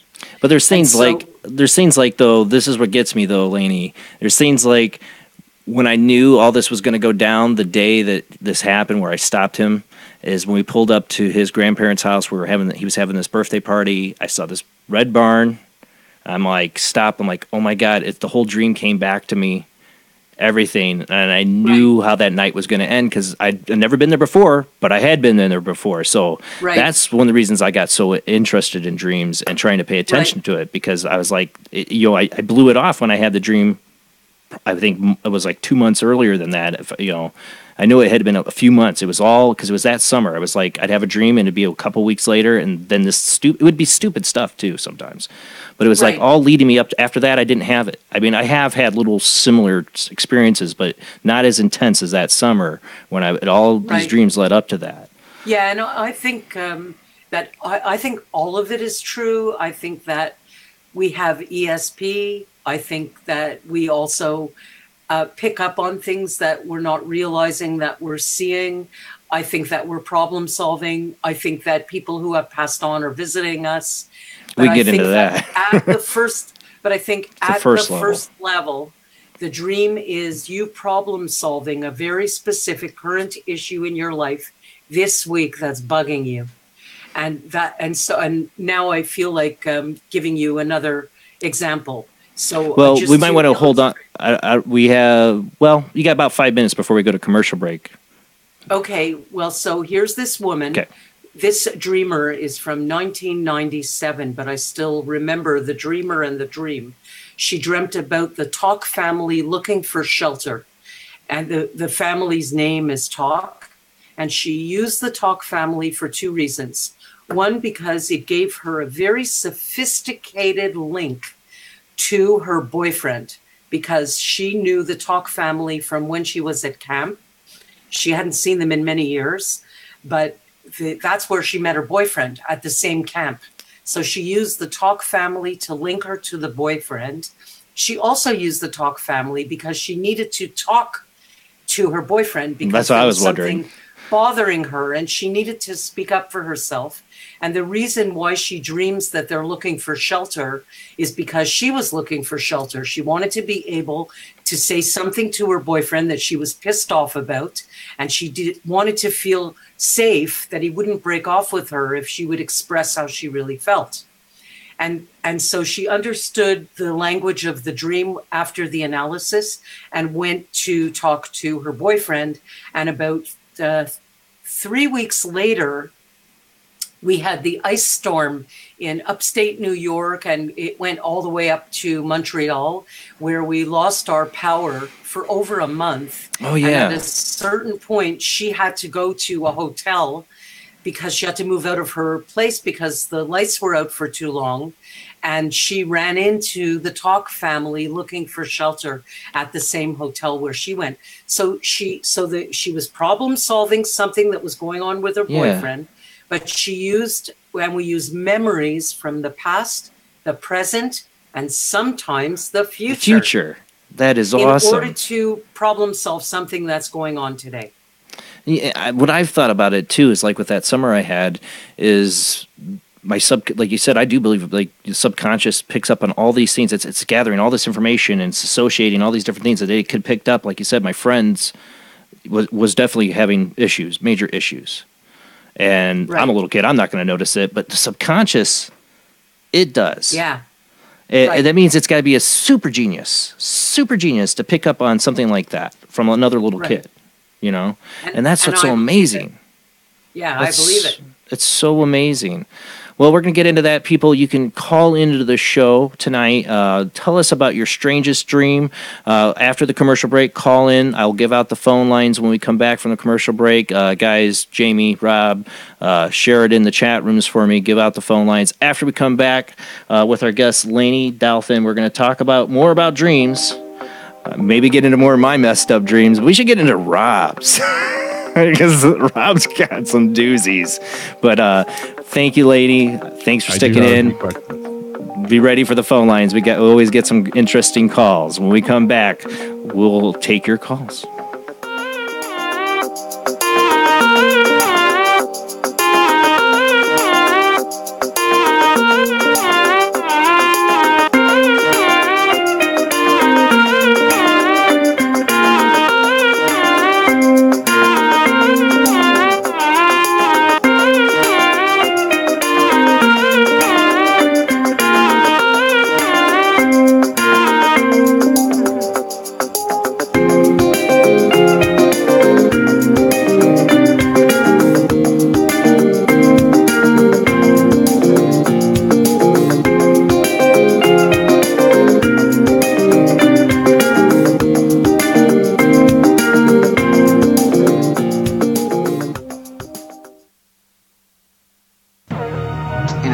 Transmission of unknown origin. Transmission?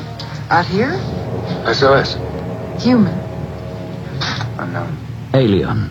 Certificate X.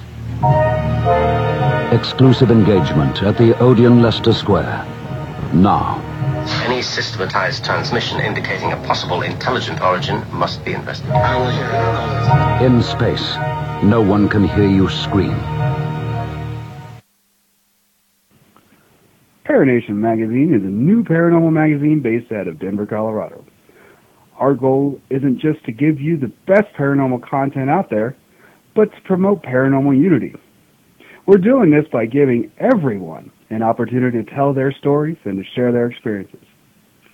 For more information, follow us on Facebook at Paranation Magazine and soon, paranationmag.com.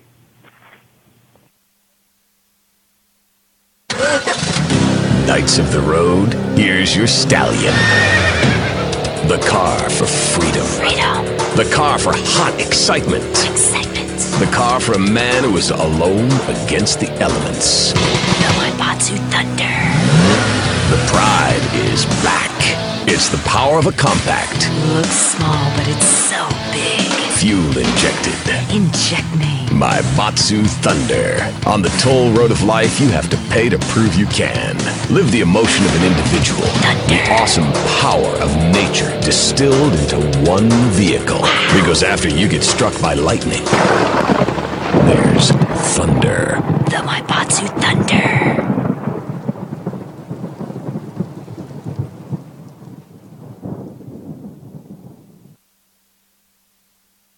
When Alex Gardner is asleep, he has an extraordinary gift. The government wants it, the scientists want it, but to keep it may cost him his life. It might be better if Alex didn't sleep at all, but he cannot resist entering the dreamscape. Can you? See Dreamscape in the West End and all over London now. Certificate 15. It takes an extraordinary adventurer to enter the dreamscape. This is an APAC studio presentation.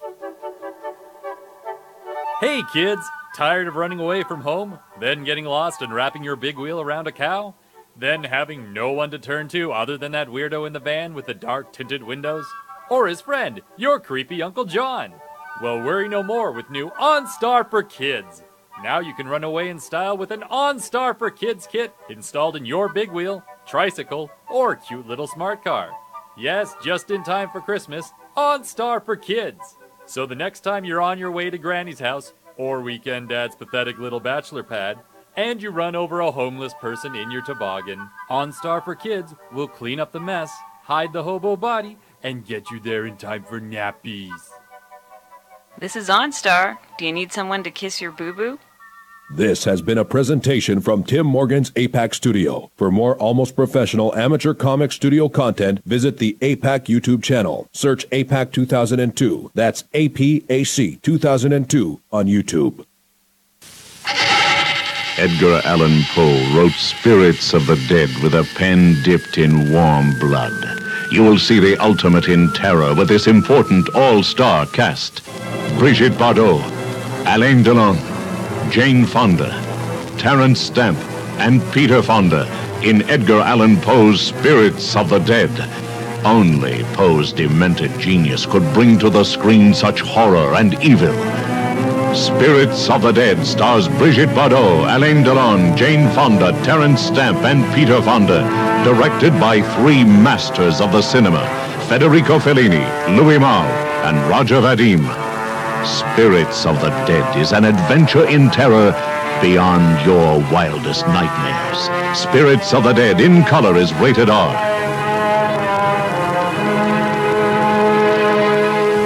I've seen things you people wouldn't believe.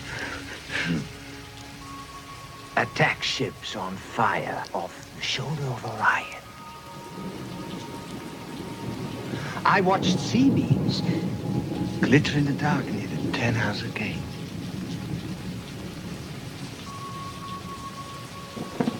All those moments will be lost in time. Like tears in rain. Time to die.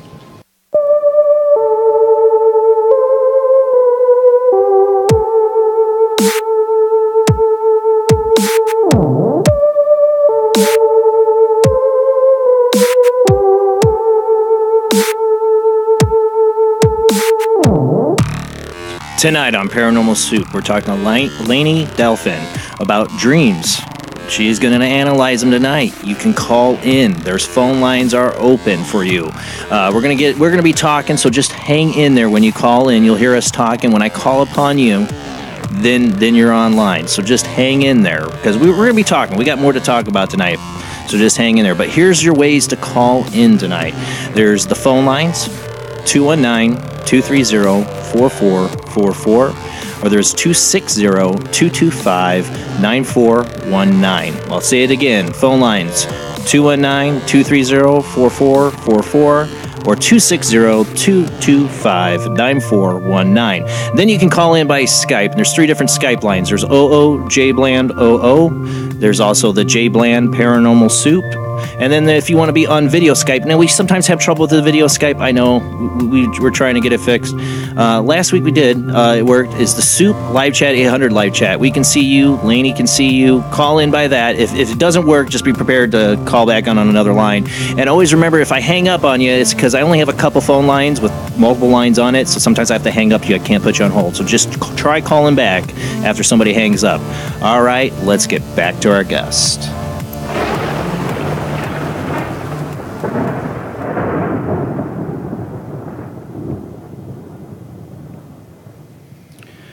Thanks for hanging in there with me, Lainey.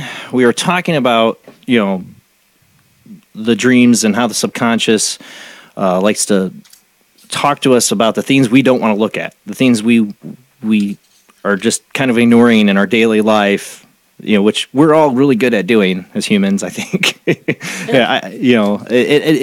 To me, that's what's so incredible about the subconscious, though, is that it finds these ways to talk to us. I'm sure people have to wonder, why doesn't the subconscious just come to us as a person and say, hey, listen, seriously, you're doing this wrong. Why aren't you doing it this way? Like, just totally lecture us and tell us what we need to do. Your unconscious is wondering why you talk the language that you do. Oh, that's a great way. Yeah. One of the reasons I always said, about the subconscious is that it's got to be like the super, I hate comparing it to computers, but like the super processing, super fast computer that has all this information, and we probably talk really slow to it. Exactly. Yeah, that's so funny. That's the best way I can think of it. The images are definitely not random. You dream about a certain person or a certain place at a time when you need to access that part of yourself. It's not just, it doesn't happen by an accident. No, that's what's so incredible to me about what the subconscious can do. It's the power it has to, for me, for the case of what happened to me when I was a kid, like I said, it was 6th grade, it was the summer, and if subconscious can notice little things about another kid and pick up on that and show me these things, it means it has the understanding way beyond what a child would have. Of course. Where does it get that experience? You talk about Jung. He believed in the collective unconscious. Exactly, and the intelligence that we come into the world with. Right. Exactly. So what is that? How have you gotten any insight doing these dreams about that intelligence that we have somehow inbuilt into us? Just that I see it all the time. Yeah, I bet. Yeah. But that's what's so incredible and so fascinating me about it is that some people might call it God. The inner self. Your God or your higher self or your intuition. Of course. Exactly. Yeah, and again, it could be nothing psychic about any of it. It could be the subconscious is just so good at reading everything around it. That it's able to put it all together and this is what it means and give it to you. And you think it's psychic. And I still believe in psychic abilities. Trust me, I've seen things that I don't think the subconscious could figure out. But that is a possibility within all this. Like a spirit antenna, sometimes I picture it as. I'm sorry, I didn't hear you properly. I sometimes see it as like a spirit antenna, like our intuition and. Yes, exactly. That's a very nice way to look at it. Well, when you mix these things, one of the things you mentioned is our loved ones coming to us. I recently had my aunt pass away. My grandmother, who I was really close to, passed away a few years ago, and that's been the hardest. My family's been pretty untouched by tragedy or death. I feel very lucky, knock on wood. And for me, the hard one was losing my grandmother and her sister. After my grandmother left was, when I'd see her, it's like, oh, this closest thing I have to my grandma is her sister. And then she passed away. Well, I had this dream. I actually had a dream a couple weeks before she passed away of her husband, my aunt's husband, like at a picnic. And I had a feeling it had to be about her because her health was really bad. But then I had this dream after she passed, and it was such an emotional dream for me because my grandmother came out. They're both wearing black, and there's like these black drapes around us. Like, I swear to God, I'm having a dream about my grandmother and my aunt at some rave in the back room. That's what it felt like. I'm not joking. It's my grandmother aunt would not be at a rave, obviously. But it was like, or in a back room, because there was these black curtains around us, and then there was a couch, and they were both wearing black. And this is probably a couple weeks after my aunt passed. And I just sat down on a couch. I was crying because I was with them, and they sat me down on a couch and just put their arms around me. That's all I remember from the dream. So but sweet. I woke up, what a sweet dream. So is that just something my subconscious is trying to tell me, or is it really my aunt, my grandmother, or is it a little of both? The way I look at it, I would say both. Why not? It's like when I dream about my dad, he represents the business male part of myself. And so I might dream about my father when I'm about to go on a business trip and I'm going to leave the kids and the grandchildren and Andy. And so I need to access that business male part of myself. That's who gets on the plane, as opposed to me dreaming about my late mother, who represents like my nurturing, take care of the family side. And so I'll dream about my father before I go on a business trip. But how do you and I know that he's not also visiting me? So he's there because I need to access that aspect of my personality, and he may also be there. Maybe it's just because your subconscious is like, it opens up a doorway for your dad to come in because it needs him. Right. Well, I don't disregard any of those possibilities. Yeah, I mean, the subconscious is a powerful thing. It's like, hey, Layne needs her dad right now. This will get the message I want to get across to her, so it brings your dad across. Right. But it is your dad from the other realm. I mean, that's one of the things, because I thought about... Certainly possible. I've thought about that, with my aunt, my grandma. I still don't know what the meaning was with the dream, where it's just them to let me know they're together and they're okay. I woke up from that dream feeling really good. I know that. I felt like I really felt them hug me. That was like the so real, nice, so real part. And it's been a long time since I had that kind of vivid dream. I've had a few. I mean, I have them here and there, but not like I used to. So that one was pretty vivid. We do got a phone call on the line I want to take here. Should be connecting. Hold on. Should be. We got Zach on the phone line. You there with us, Zach? I am, brother. How you doing? How you doing, Zach? You always got great questions. You definitely shared a dream I know about. I don't know if you're going to get into that one. I'm kind of wondering, but I've been looking forward to this phone call, Zach. Yeah, definitely, brother. I'll get into that one probably on my third question. But Lonnie, it's very nice to meet you. How you doing? Nice to meet you too. I'm doing okay. Okay, so earlier you mentioned about Sigmund Freud.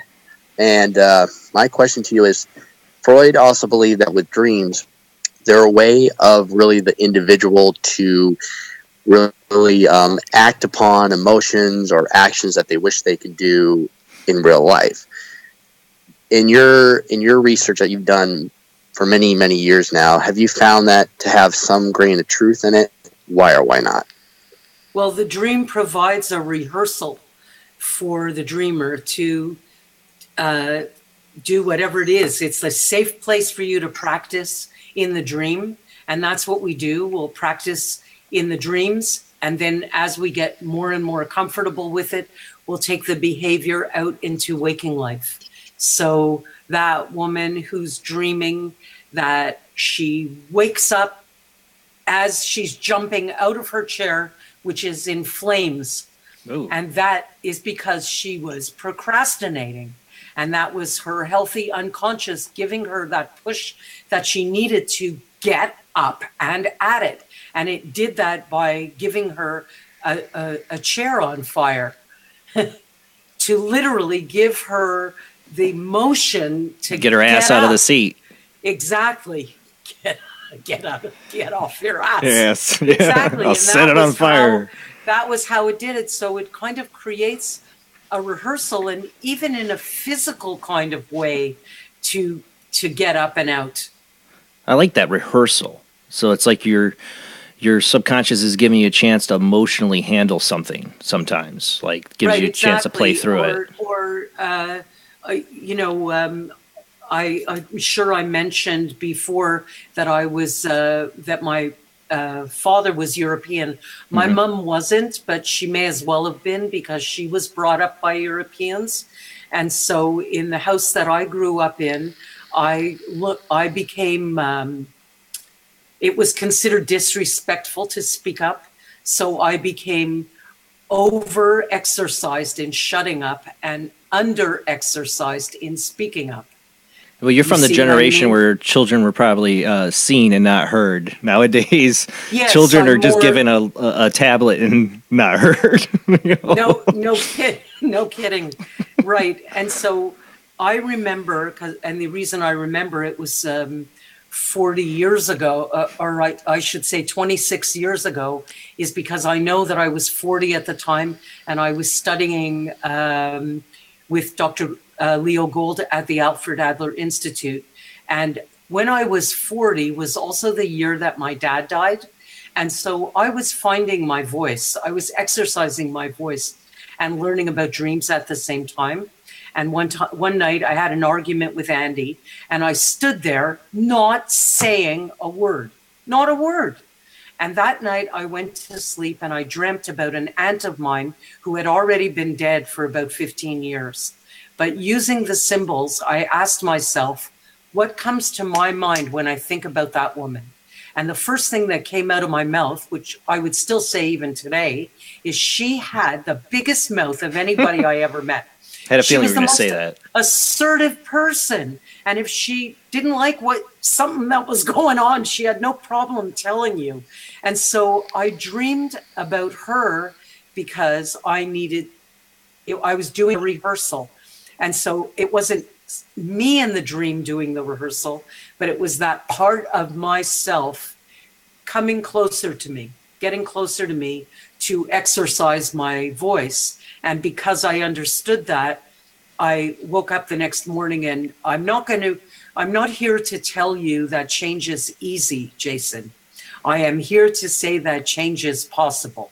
And so what happens is that we start to exercise the muscle, and it's the same as exercising a muscle in the gym.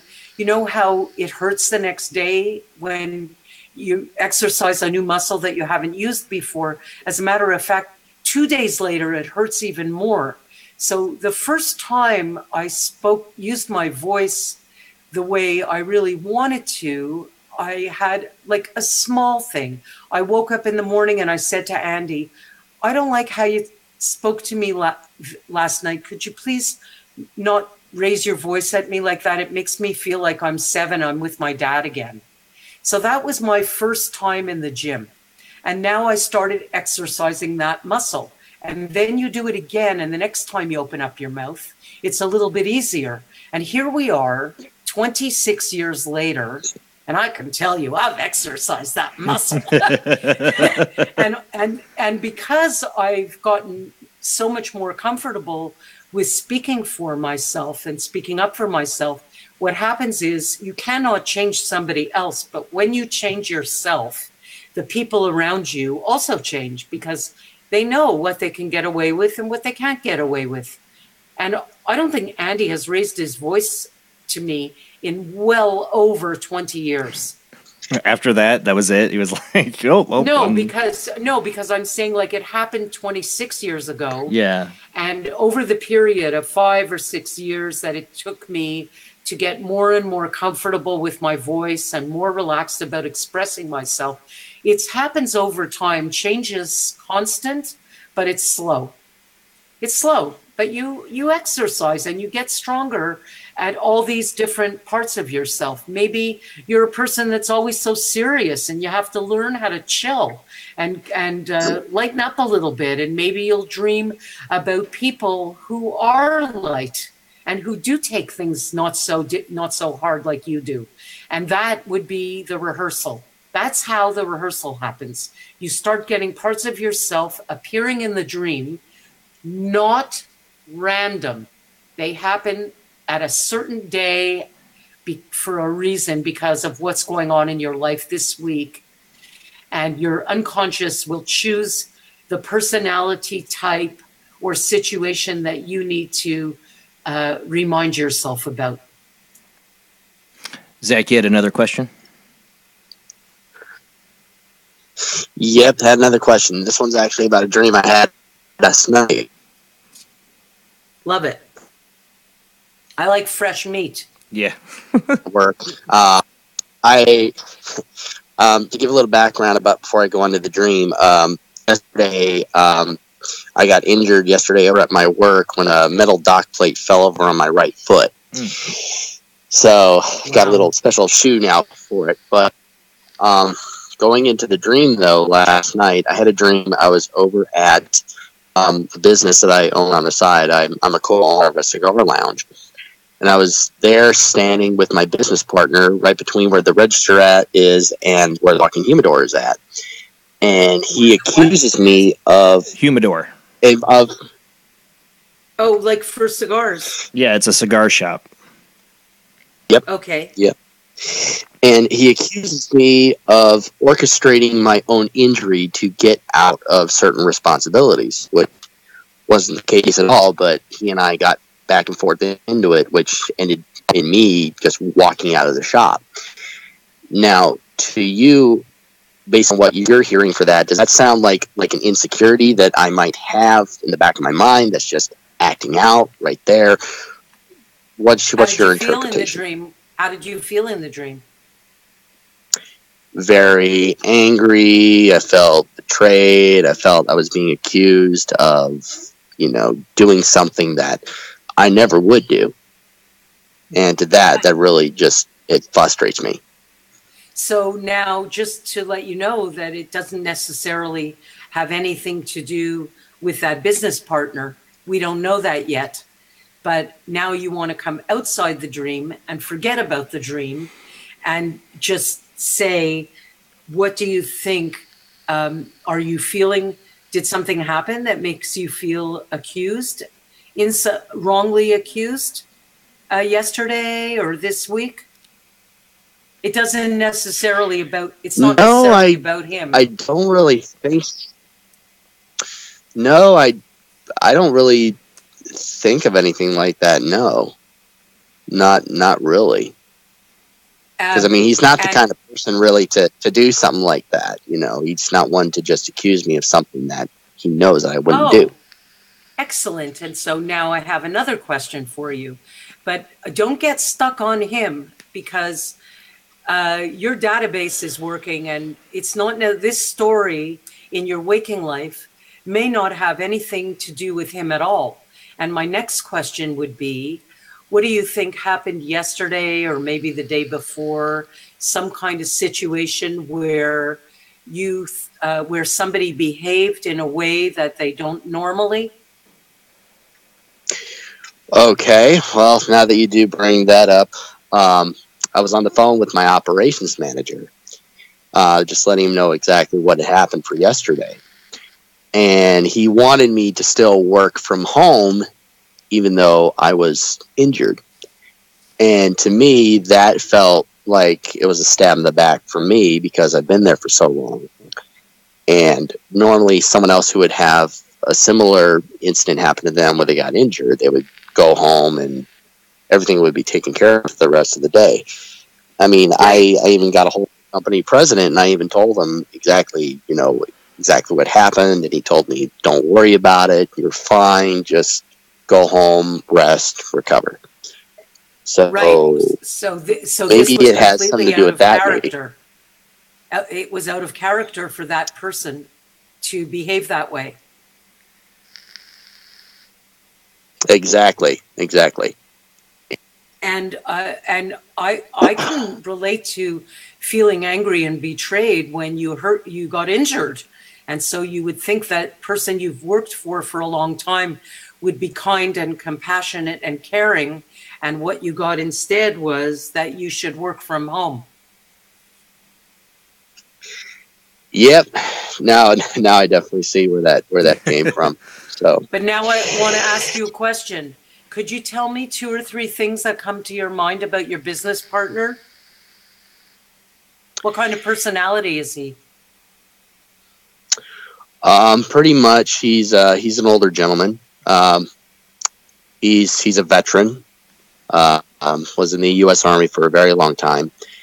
He does have high standards in how things should be run.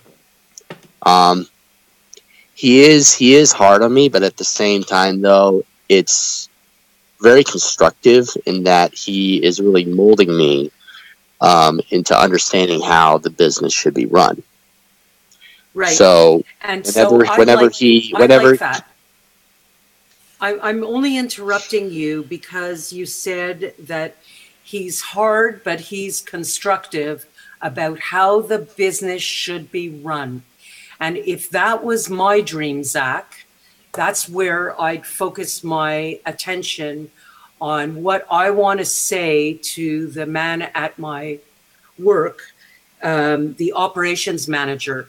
I would want to have a high standard veteran army kind of attitude about being constructive. So in other words, I would want to take the opportunity to emulate that kind of behavior with my operations manager. Like, I think it's okay to say straight up, my right foot is like in pain. And so right at the present moment, I don't think it would be even constructive for me to be working from home, because right now I need to focus myself on the problem I'm having. And as soon as I start feeling better, of course I would do that. Okay. No, I definitely see where you're getting like that. Oh yeah, no, I can definitely talk to him like that. I've known this gentleman for a very long time, actually. I mean, I've known him for going on 7 years now. So it's so me talking to him like that really is, no biggie.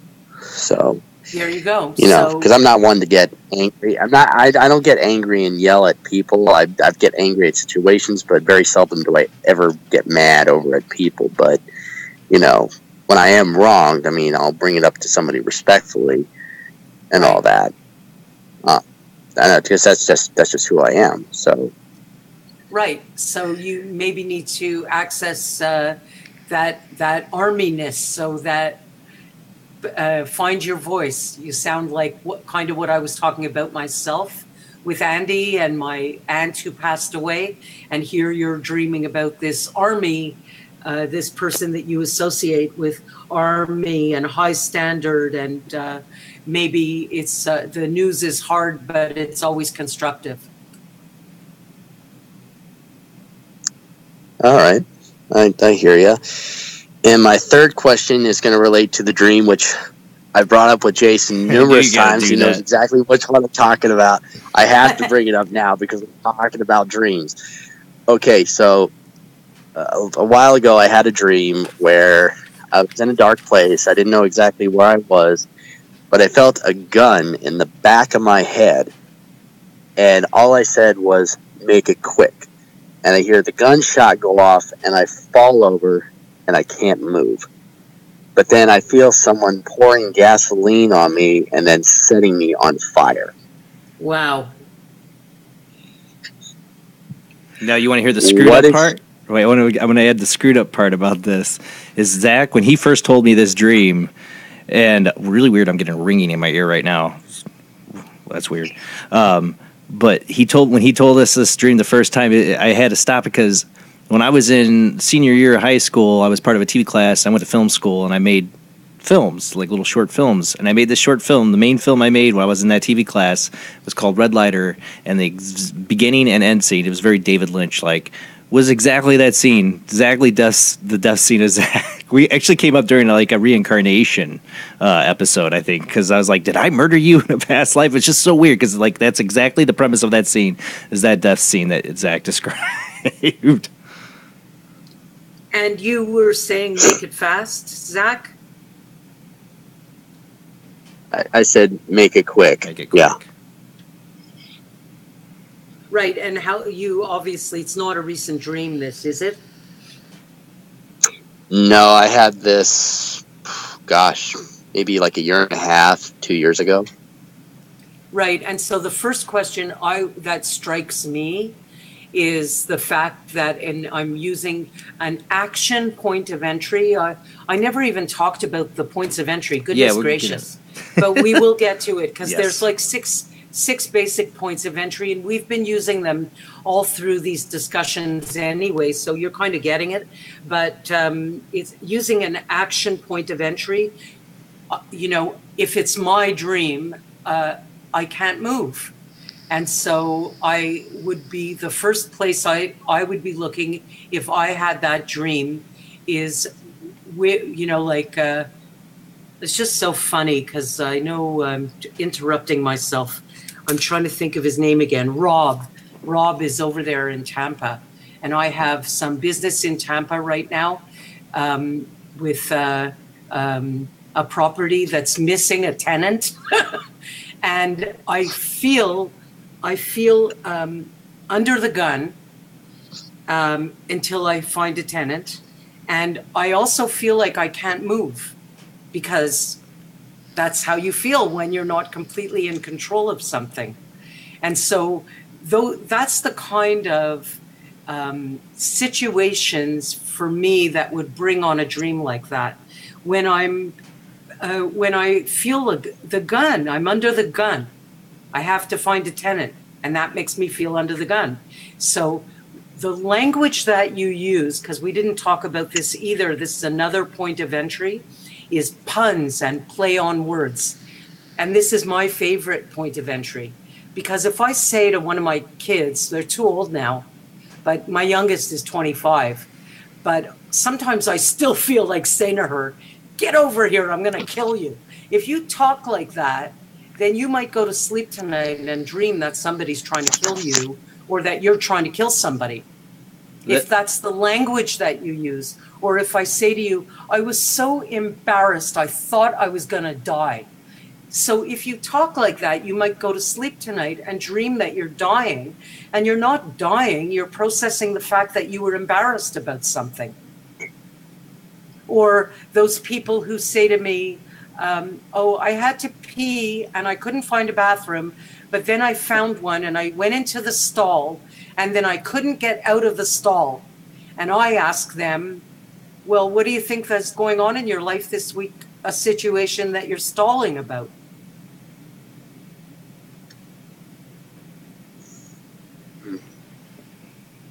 Are you there? You there, Zach? Yep, I'm still here.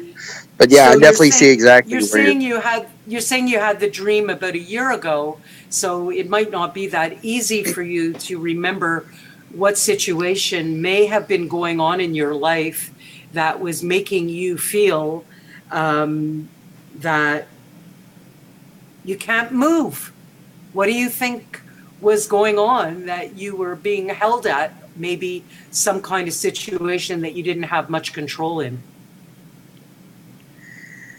Well, that I can't really remember because there's.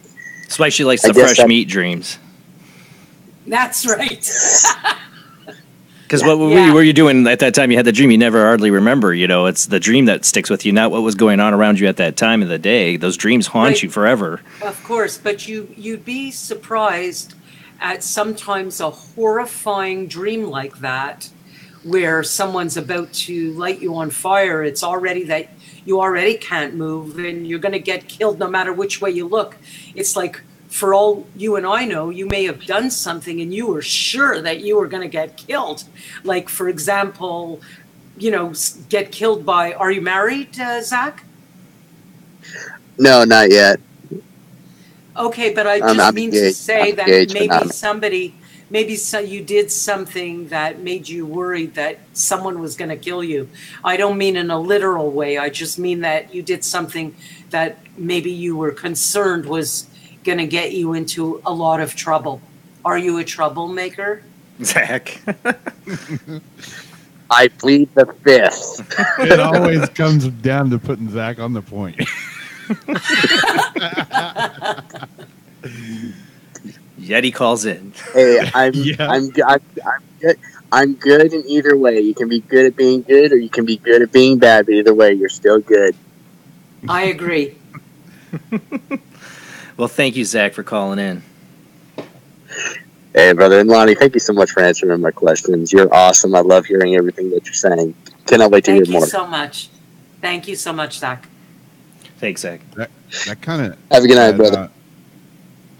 That dream, like with Jason and Zach being kind of connected, that leads into a question that I have, and also Linda in the chat room. I don't know if she's still there. She asked this question earlier about how do you analyze a dream, like a shared dream with someone. Well, I don't do the psychic kind of No. thing. My area of expertise is very specific about problem solving. Okay. Yeah, the shared dream's a screwed up thing, and I don't know what problems that's solving. I've had that experience. Well, I'll tell you what I think about it, though. I'll tell you what I think about it. Andy and I have been married for 30 years, and it's constant. It happens all the time that he'll be in another room altogether, and I'll be thinking about that I want to go see a movie tonight, and then he'll come out of the bedroom and say to me, "You want to go see a movie tonight?" I mean, it's this, or he'll be at work and I'll be thinking about him, and all of a sudden the phone rings and there he is. Or a couple of days ago, I was getting ready to send a text, and like Zach, it was probably a text that I shouldn't be sending. and at the exact moment, like before I press send, frickin' Andy called here, and he caught me like in the middle of the text in enough time for me to say, wow, I'm sure it's no accident that you're calling me now. And of course that text got erased and it didn't get sent. It was to one of our kids, and there's like, no way, I'm not sending that text. And so that's what I think a shared dream is. I think it's, you're just really close to somebody and you use maybe the same language and the same kind of stuff. You just like cross over having a conversation with each other, whether you're awake or whether you're asleep. I think they've that's done kind of what goes on. They've done brainwave tests where if people start talking to each other, they notice their brainwaves sync up. Yes, and exactly. So you're with somebody all the time. You're in this sync. We were talking. It's going to happen more often. Oh yeah. Yeah, we do a thing before the show, a couple hours before the show called Good Talk. It's a live chat where people can watch us chat. It was about, we were doing telepathy tests. And what was that, Jamie, that they called that? That kind of form of telepathy between two people that are close. We were talking about that. Rick brought that up. Oh, now it's driving me nuts what that was called. Or Rob. Can't recall now. Telepathic. Telepathic? Yeah. But it was telepathic something. It was a form of telepathy because of being so close to somebody like that. And yeah, but again, too, you wonder how much the subconscious plays into that. Two subconsciouses next to each other, constantly picking up on each other's things, too. It's the subconscious picking up on finishing things. sentences and knowing what someone's going to say. I mean, the subconscious recording everything. It's seeing this person every day, so it's picking up on things you're not noticing consciously, but subconsciously you're picking up on all these different body cues and different things your significant other does. Your subconscious is constantly recording that, so it can take a guess, like what's going to happen next. Kind of, it can play out all those even scenarios. When you're not together. But even when you're not together. Yeah, that's the crazy. That's when you start getting into the like, okay, is this telepathy? I've been married for 15 years, and I definitely noticed it. Me and my wife had a connection like that right away. But we have had the shared dreams, like Rob said. It's a really weird experience. And when you do a dream group, because I do dream groups also, it's very common when you're working with the same 6 or 7 people over a period of time. Even if you're only meeting once a week, you start to find that you'll get like 3 people in the room who had a dream about a giraffe. Really? And it's just a giraffe, Yeah. like something like that. That's crazy. They would all have the same dream. That's weird. I mean, maybe it is that syncing thing, or maybe it's the subconscious picking up on it. But that's weird that these people were working together. So what does the dream group do? What's the purpose of having a group work on it together? Are they working on? Because your database is so personal and it's as unique as your fingerprint, because there's not one person in the world that has the exact same memories and the exact same response to different situations. It's impossible. You can't tell somebody else what their dream is about. But what you can do is project, which is what you've heard me doing tonight. When I begin my sentences with, if this was my dream, that's me respecting the dreamer's database as different from mine. But because we're human, we do have many things in common. And so it's called projective dream work, because you're projecting your ideas. And because we're very similar, if you go around the room, you'll get different opinions from people. But then when you go back to the dreamer, then you hear that the dreamer realized what their dream was about because they were listening to everybody else's projection. So there's a television producer. She wakes up, her show is at 8 o'clock in the morning. So she's in the studio for 6. She wakes up around 5. And so this was her dream. She did this in a group of 5 people. And so she dreams that she's in her panties in her bedroom and she has a splinter in the bottom of her foot. And in the dream, she goes over to the bed and sits down and lifts the bottom of her foot to squeeze out the splinter. And in the dream, a piece of glass falls out on the bed. And this is her language. She says, and right behind it, right after the piece of glass, bugs fell into a pile on the bed. Like out of her foot? Yes. Oh. And they dispersed all over the bed. And that's how she woke up with this pile of bugs that fell onto the bed. So the dreamer has said her dream. So the first person in the group, and by the way, if you go and find me on YouTube, after you finish signing up as a follower of mine, subscriber on YouTube, you can watch a dream group live that happened on YouTube. There, it's watching a bad Seinfeld episode. It's so funny, but there's this humor. This because I didn't know what the heck I was doing on Hangout, on Google Hangout, and there was so many problems, but I know how that goes. It didn't matter because while you're watching this hysterically funny disaster happen, you are also at the same time watching the dreamer and the people's projections happening, and it's just miraculous what happens. But I'll get back to this dream I'm talking about. So the dreamer stays quiet, and now we're going to hear from the people in the circle.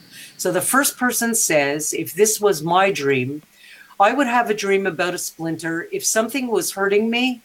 But sometimes when I don't really feel happy, something's hurting me, and I don't even know why. I'm not sure what it is.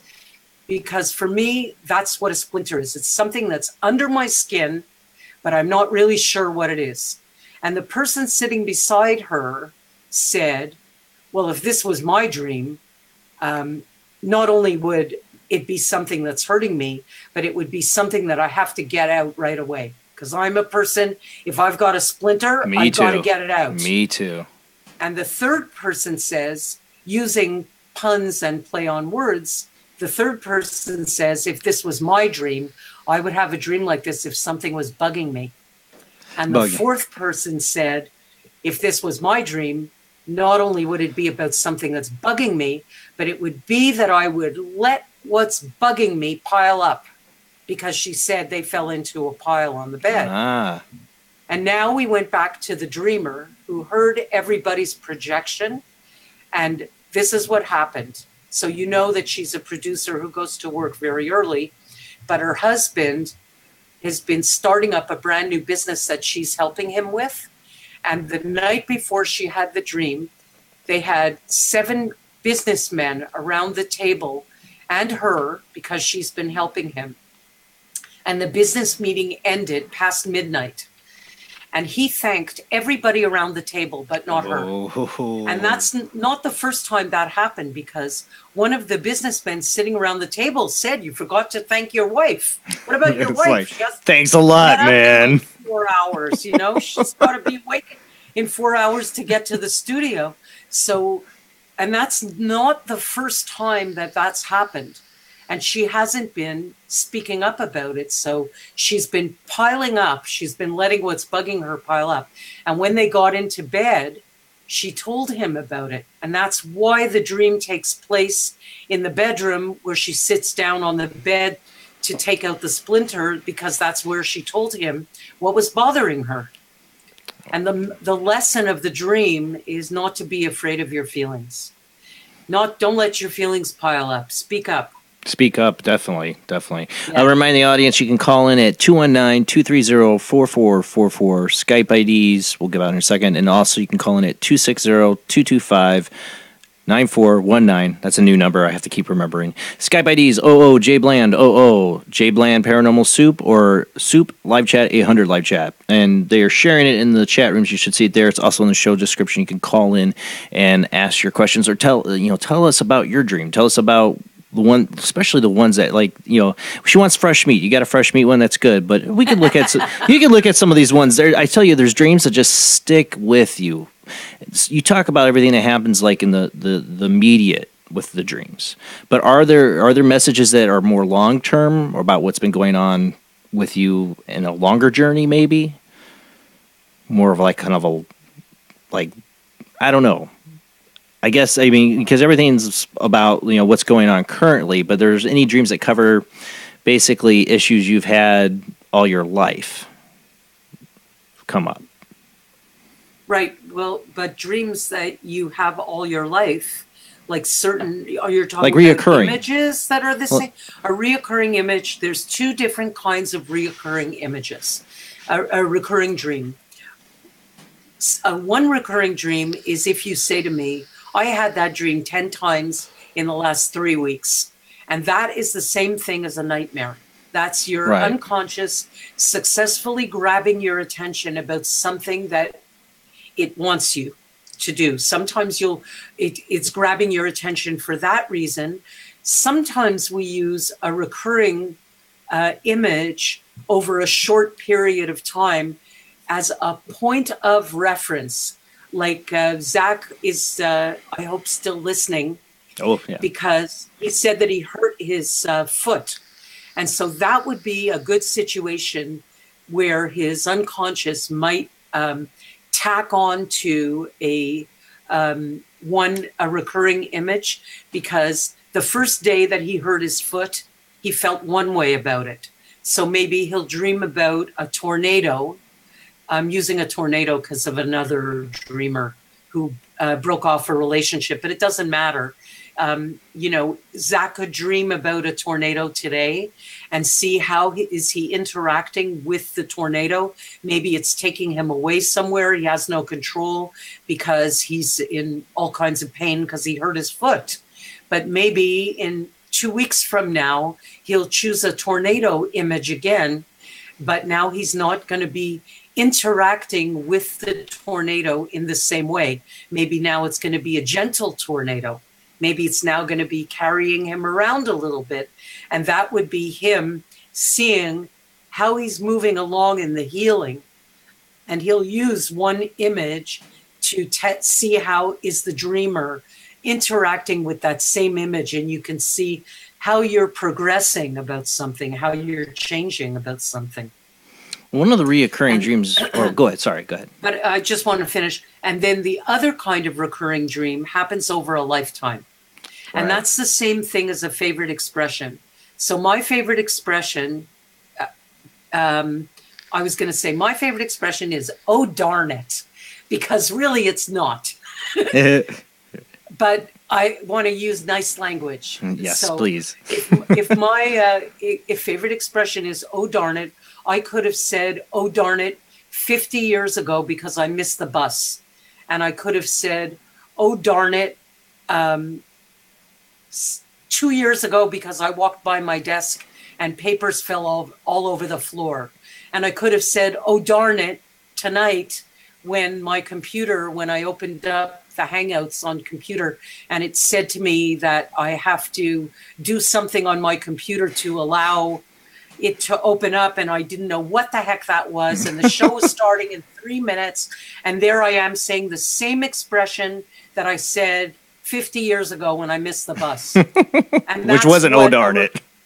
Yeah, right, exactly. Well, see, for me, the one I have two real ones that reoccur. There's the one where I'm on this beach, and there's a tidal wave, like a huge, like skyscraper tall, like unrealistic CGI movie wall of water coming at me, and everybody I know is on that beach with me, and it's coming, and I'm like, I know it's it. We're all done for. There's that dream. I'm going to tell you why I love that dream. Because I you don't when I have it. You have surrounded yourself with people, though. You could have said to me, I'm all alone on the beach, and there's a big tidal wave coming over me. But that's not the image that you chose. No, it isn't. You gave yourself, are you a style of person that knows how to ask for help, how to give yourself comfort when you need it? What do you mean? Are you nice to yourself when you feel bad, when something's happening, and yeah, I'm not a self-destructive you're having a person. difficult time. You're kind. You sound like you're kind to yourself, because the dream says a lot about the character of the dreamer. And you could have said, I got washed up by a tidal wave. You could have said, it carried me out. I had no control. You could have said that you felt completely overwhelmed, but you surrounded yourself with all kinds of people. It's always everybody. Wow. It's everybody I care about and love is on this beach with me, and I just see not it, alone. but it always ends there with it coming at me, and that's all I can remember. And I just this horrible feeling we're all gonna die, and Right. that's why I hate that. I hate that dream, and I've had it all my life. It's reoccurring like every couple Right. years, you know. But if you can figure out what you are Triggers it. saying to yourself, not even what triggers it. What are you saying to yourself when you use that picture? The minute you figure it out, and we're probably already on that road, the minute you figure it out, you'll never have that dream again. Is it we're all gonna die? Because that's pretty much the No, feeling. I just think, yeah, but that's the kind of, I guess that's kind of the feeling that. Maybe it's because you I'm a get worrywart. sometimes. Because my wife accuses me of being like my mother, who's a worrywart. Sorry, Mom, if you're still up and listening. But I get my worrywartness from her, and I worry about a lot of people. And a worrywart. I know. I am. What did you say, Jamie? He is a worrywart. There's no middle ground. It's way to one extreme. Sometimes a little bit. Right. But he needs to relax just a little bit and have a little bit of faith sometimes. we have a tradition before the we have a tradition before the show to play Frankie Goes to Hollywood's Relax. That's our tradition to make me relax. Okay, so in other words, when you get like that, I think I hear you saying, and I also hear others saying, that when you get like that, you take everybody with you. Yeah, probably, because I drive everybody you. nuts with my worriness. Yes. So that's why they're all together with you on That the makes beach. a lot of Now sense. we know why. We're all gonna die, man. I don't think it doesn't get to me. I just want to see him not worry so much and let go just a little bit. But I spread my worry to everybody else, sharing the worry love. Right. Right. That's what drives my wife nuts. You won't have that dream anymore. That'd be great. I hate that dream. I think you have a sense of what this is about. And it's what you said. You Actually, take not till this everybody moment. with you. Honestly, I'll be right honest with you right now, Layne, sorry. Layne, sorry. Honestly, I've puzzled over why I have had that dream for years until now. if that, you know, that does give me some insight I don't think I had until this moment about it. But the dreamer knows when you've hit on the right thing. Yeah. No, I feel the dreamer like knows. It's called an aha. Some people call it. It feels like an aha right now because that makes a lot of sense. It makes a lot of sense. If it's resonating, it's probably true. Oh, I hate that dream though. It's the worst. It's the worst dream because I wake up feeling just so down and depressed and anxiety, like something bad's gonna happen. That's the feeling when I wake up from that dream. And there's the worrywardness. You know, it's my anxiety. Oh yeah. Yeah, that makes a lot of sense. Here's what I would say. Mm-hmm. Get off the beach. Get off the beach. Yeah. I'm not a beach person either. I'm not a beach person. I'm not a let's go to the beach. I hate the beach. I hate the sand. I have But listen to yourself, Jason. So in other words, you're in a place and a space where you don't even want to be anyway in the first place. And I have a deadly fear of drowning in water. So there. So you've got, there's your worry right there. You can ask them. It's come up on the show before. My fear of big bodies of water and ocean, but my fascination with big ships. It's weird, but yeah, I have a big fear of drowning in water. But I've always associated part of that is because I've had that dream since I was a kid. Though, I mean, I remember having that dream when I was a kid. Maybe a past life thing. I don't know, but to me, it's always felt like it's something my subconscious is trying to tell me, you know, because it's the family members that I love, or you know, the people change on that beach. The people change, you know, so I do feel like it's my subconscious trying to tell me something, and I think that you hit upon a head right there with what it is. It makes so much sense. So I can't wait to tell you about my next one, but we'll save that till after the commercial break here. Don't forget, people, we will have the phone lines open. You can call in 219-230-4444, Skype ID 00JBland00, Soup live chat 800 live chat is the video Skype ID, JBland Paranormal Soup is the other one, and always forget about the new phone number 260-225-9419. Call in, tell us about your dream. I had a couple people tell me before the show they were going to call in. Where are you? Because I know you had some dreams you wanted to talk about. So call into the show and let us know. One of the things too I don't want to forget to get into, because we keep talking about it all night, is your 6 points of what you call them, entry.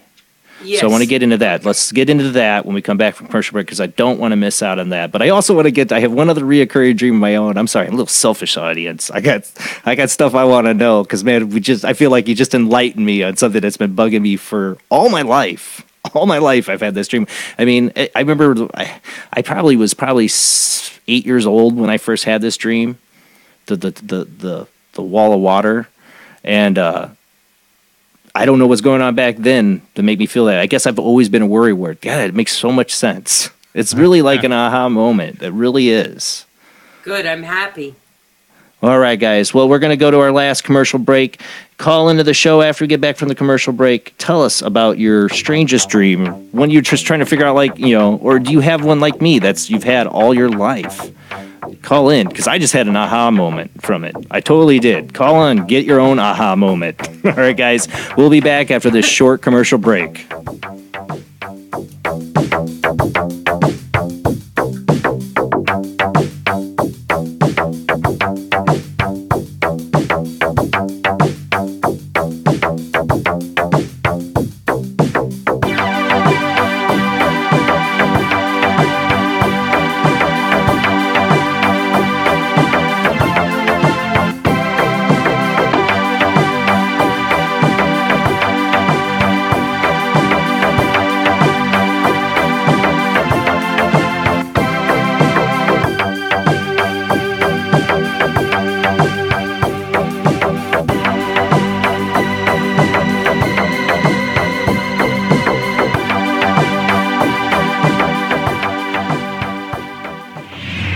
Don't be alarmed.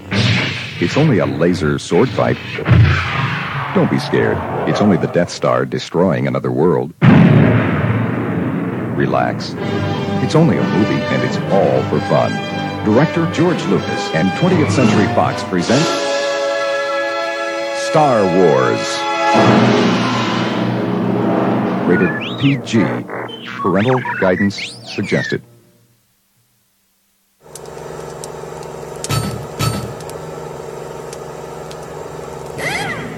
At Lombank, we're with you every step of the way. We sell your dreams. We're not a soulless, monolithic institution. We are, but we use nostalgic imagery. It's walking into your dream home. You can't really afford it. We'll lend you the money anyway. It's kids graduating from college. With pointless degrees riddled with debt. It's happy picnics on the beach. There's sewage in the water. Family portraits with everyone dressed the same.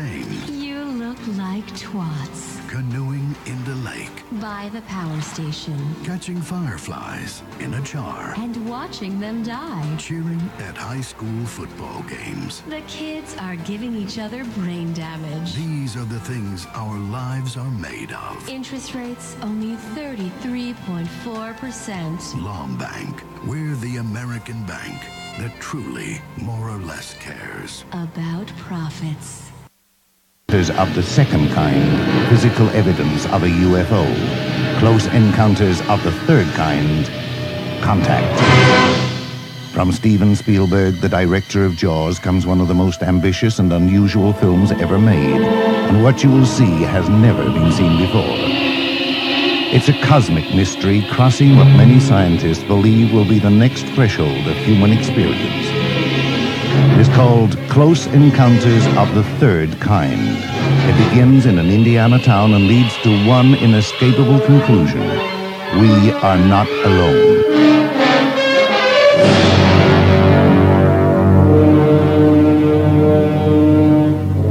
Close Encounters of the Third Kind. Certificate A. Now showing at the Odeon, Leicester Square.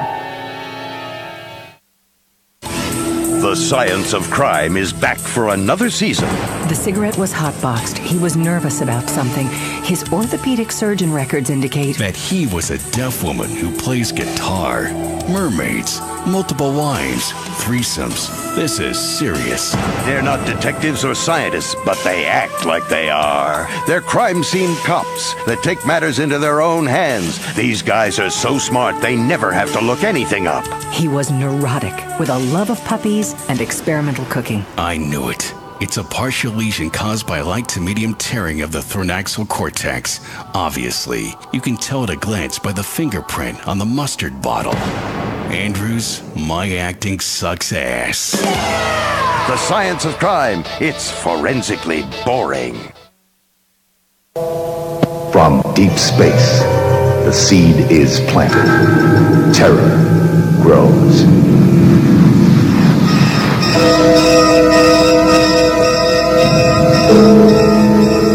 Invasion of the Body Snatchers. Certificate X. Now showing London Pavilion, Classic Oxford Street.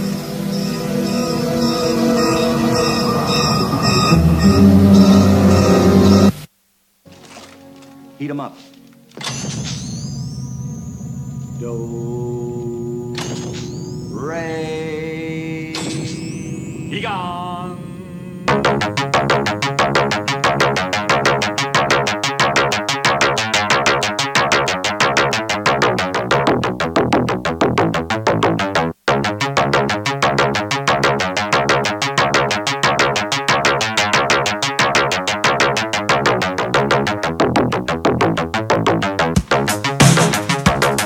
Tonight on Paranormal Soup, we've been speaking to Layne Dalfen. We're about talking about dreams. Call into the show. Tell us about your strangest, weirdest dream you had, or you're trying to figure it out. I just had an aha moment telling a reoccurring dream I've had throughout my life. Do you have one of those? Because maybe you'll get an aha moment too. I just did. Explains a lot, and maybe I'll never have that awful dream again. I got another one I'm hoping I'll never have again. If she can help me figure it out, I'll get to. But you can call in at 219-230-4444 or 260-225-9419 or Skype IDs OOJBland, OOJBland, Paranormal Soup, or Soup Live Chat 800 Live Chat. Call into the show.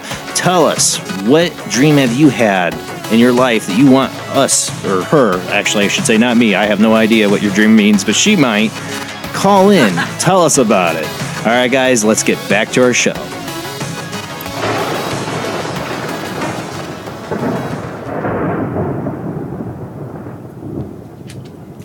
Seriously, though, I mean, it was an aha moment. I've thought about that dream. I even thought about it again before, because I knew I was going to bring it up. I'm like, I really don't know what she's going to say about it, because I still, all these years, could not really figure out what that dream meant. I knew it probably meant something about fear or worry, because I knew water was a fear, but really about it being me a worrywart, then didn't even cross my mind, and it should have. But the beautiful way that you caught the dream was when you connected it to the effect that it has on the people around you, and that's how it is that you bring them into the dream with you. Yeah, because I know I do. I know it affects people, because, like I said, I hear it from my wife.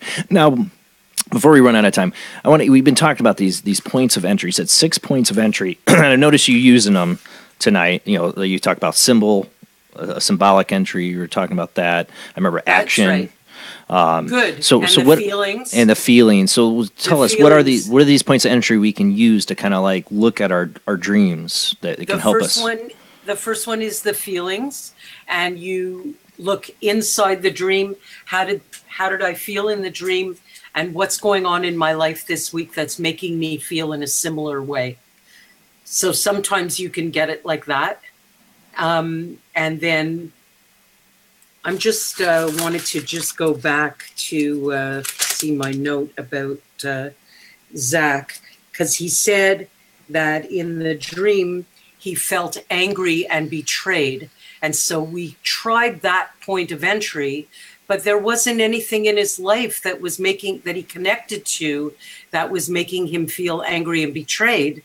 And instead, it turned out about something else that he said, that the person was behaving out of character.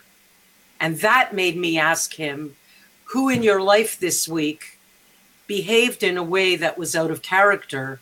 And that linked him to his supervisor and away from the business partner, because now he knew where to point it to. So, and that's kind of how you do it. It's like doing a puzzle. If you like puzzles and mysteries, you're going to love dream analysis. I do. Because you're like walking in the dark. You're walking in the dark together, and suddenly the light goes on. You're and right. You realize what you're talking about. So there's the feelings, there's the action, and some examples of action in the dream are when I'll hear a dreamer say, I was trying to run, but my feet wouldn't work. So then I'll want to be looking at what situation are you trying to run away from, that maybe, is it that the dream is giving you a rehearsal to not run away and to stand still? Or is it something that you do want to be running away from, and it would be okay for you to run away, but you feel like you can't get away from it, right? And the third one, which we used a lot tonight, are the symbols and metaphors. And that's when you ask yourself, what comes to my mind when I think about that person? Or the woman who is having an affair, with her, it wasn't thinking about a person. For her, the symbol was defining what is a picnic in her mind, right? Right. And so for me, if I dream about cats, I'm going to ask myself, who in my life this week is behaving in a particularly aloof and independent way? And I don't really like it very much, because I'm more an affectionate, outgoing, demonstrative kind of dog person. Like that's kind of my personality, where a cat is very like aloof and independent. Oh, so yeah. I might ask myself, who is behaving like a cat this week? Where my youngest daughter, she's loves cats, but she's highly allergic to them. And so she might dream about a cat if she's going out with a guy who she thinks she's in love with, but he's not good for her. So it's completely different for us what it means when we dream about a cat. And so that's using a symbols point of entry. And then there's play on words and puns, which we talked about. And one of my favorites, which will come out on one of my, I do dream tidbits on the internet that you can find from the Dream Interpretation Center on Facebook. You'll see these they're less than 60 seconds each. And I'm just trying to think, and what had a, oh, for God's sake, it left my mind. I had a play on word and a pun that I This time of night it's an forgivable. example. Yeah, exactly. Okay, so but you've gotten some examples of play on words, and then there's the plot. And that's when you're looking for the story behind the story. The same as we did in English class in school, where you would read a book or a story and the teacher would say, what's the story behind the story? So maybe I'll go for a plot. Let me think for a minute. Oh, yes. One of my daughters, she's in her 40s now with kids of her own. But when she was a teenager, she dreamt that she had 3 weeks to live. And in the dream, she was looking for me because she knew that I would be able to save her, because I'm a very take care of it kind of girl. But in the dream, I couldn't save her. And it turned out the dream was about the fact that her exams were 3 weeks away. And she was right. I couldn't save her. No, I can't do it for her. That was an accurate dream. It was. So she felt like she was going to die because her exams were 3 weeks away. But it was something that she had to look after her. She had to help herself. It wasn't something that I would have been able to help her with. So that's a plot. That's using the plot. And then the last one is repetition.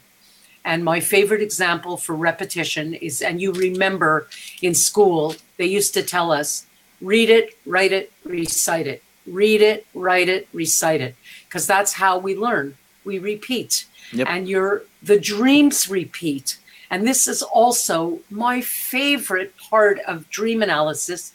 And if you buy the book 1, Have a Great Dream, book 1, it's called The Overview. You will see a dream that I give you in there that really shows you repetition, out of this world, repetition. And so an easy example is years ago when my first book came out, it's like 18 years ago. And I'm more a radio person because I'm just comfortable on the radio, and I could be in my pajamas and talking to 1 million people in Chicago and nobody would know where I am or how I'm Welcome dressed. to a webcast. But it was my first time I was invited on television in New York, and I was very nervous. And over the Christmas holidays, because I was supposed to go in January, one night I dreamt about a ghost. And what does that mean? It means I'm scared. And then later on in the night, I dreamt I was standing on the abyss of a cliff. And what does that mean? It means I'm scared. And closer to the morning, I dreamt about my grade 5 teacher. And what does that mean? It means I'm scared. So I'm using 3 completely different images. And this phenomenon in dreams will blow you away. It's fantastic how you can use 3 completely different images and you're saying the same thing to yourself. I'm scared, I'm scared, I'm scared.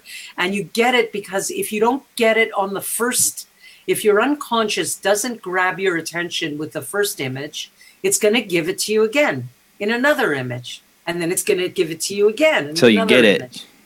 So when you write a dream down, and it's better to have it written down because that's where you find the rote. That's where you find the repeat. But you can get it also if you don't write it down. Like, sometimes somebody will say to me, well, I went to the train station, I was standing on the platform, and just as I got there, I missed the train. And then they're going to some other situation that they name, and they also just a near miss. And then another situation where there's just a near miss. And I can see you get better at it as you practice, but you'll start to see a certain theme repeating itself. And that's when you can ask the dreamer, what did you just miss at? Right. What did you almost get, but you didn't get it? No, it makes a lot of sense. We do have another phone call on the line. Who do we got on the line? Good evening, Jason. Good evening, Layne. This is Mike in Montana. Hey, Mike. Thanks for calling in. Hey, I got 2 questions for you, Layne. if that's all right. Sure. My first one is, how does precognition fit in with how does it kind of correlate to dreams? And then my second question is mankind or Homo sapiens have been around for 500,000 years. If we multiply that by 100 times, say the 500,000 years over a 50 million year period, what kind of dreams would we expect to have at that point in our evolution if it will change or evolve as time goes on? And the reason I ask is because today I just found out that the whales have been on the Earth for 50 million years. And I'm thinking, well, that's 100 times longer than us, so they must have some really weird dreams. Wow, that's some deep stuff there, Mike. Yeah, well, you know, Mike, you remind me that one day I'm going to write a book, and I always fantasize that it's going to be titled "You Explain This to Me," because I sure can't. And that kind of like, because you know, precognition is there. Yeah, there's no question about it that it's there. And as far as, you know, evolution, well, it just kind of makes me think of Jung and his archetypal images. I wanted to get to that tonight. And so it reminds me of something like how all of us, all through time and all through the ages that we know about, we all lose our teeth when we're 6 or 7 years old. It's something that we have absolutely no control over, and it's also something that's the inevitable. And so all of us human beings have that in common. It's an archetypal image, but the losing the teeth dream, like when your teeth fall out. Oh God, yes. Exactly. Everybody I know has had that dream, and it's the worst. That's one of the worst ones. But it's for several different reasons that I can think of. But I've been doing this for 40 years, so of course I can think of reasons why you would have that dream. I know one woman that had that dream that her teeth were falling out because she knew that her relationship was coming to an end, and she wasn't acknowledging it in her waking life. But it was something that was inevitable and something that she had no control over, because that man was halfway out the door, and somewhere inside her, she knew it. So she was dreaming about teeth falling out in order to say to herself, that's preparing herself for the fact that something inevitable that was out of her control was soon about to happen. So she was preparing herself. And somebody else might dream their teeth are falling out because they're going through some kind of transition, because it does mark a transition for all of us. Because it's kind of like saying goodbye to childhood when your teeth fall out, because when they come back in, it's like your last peek at being cute, right? Right. It's like your last chance to have that kind of feeling.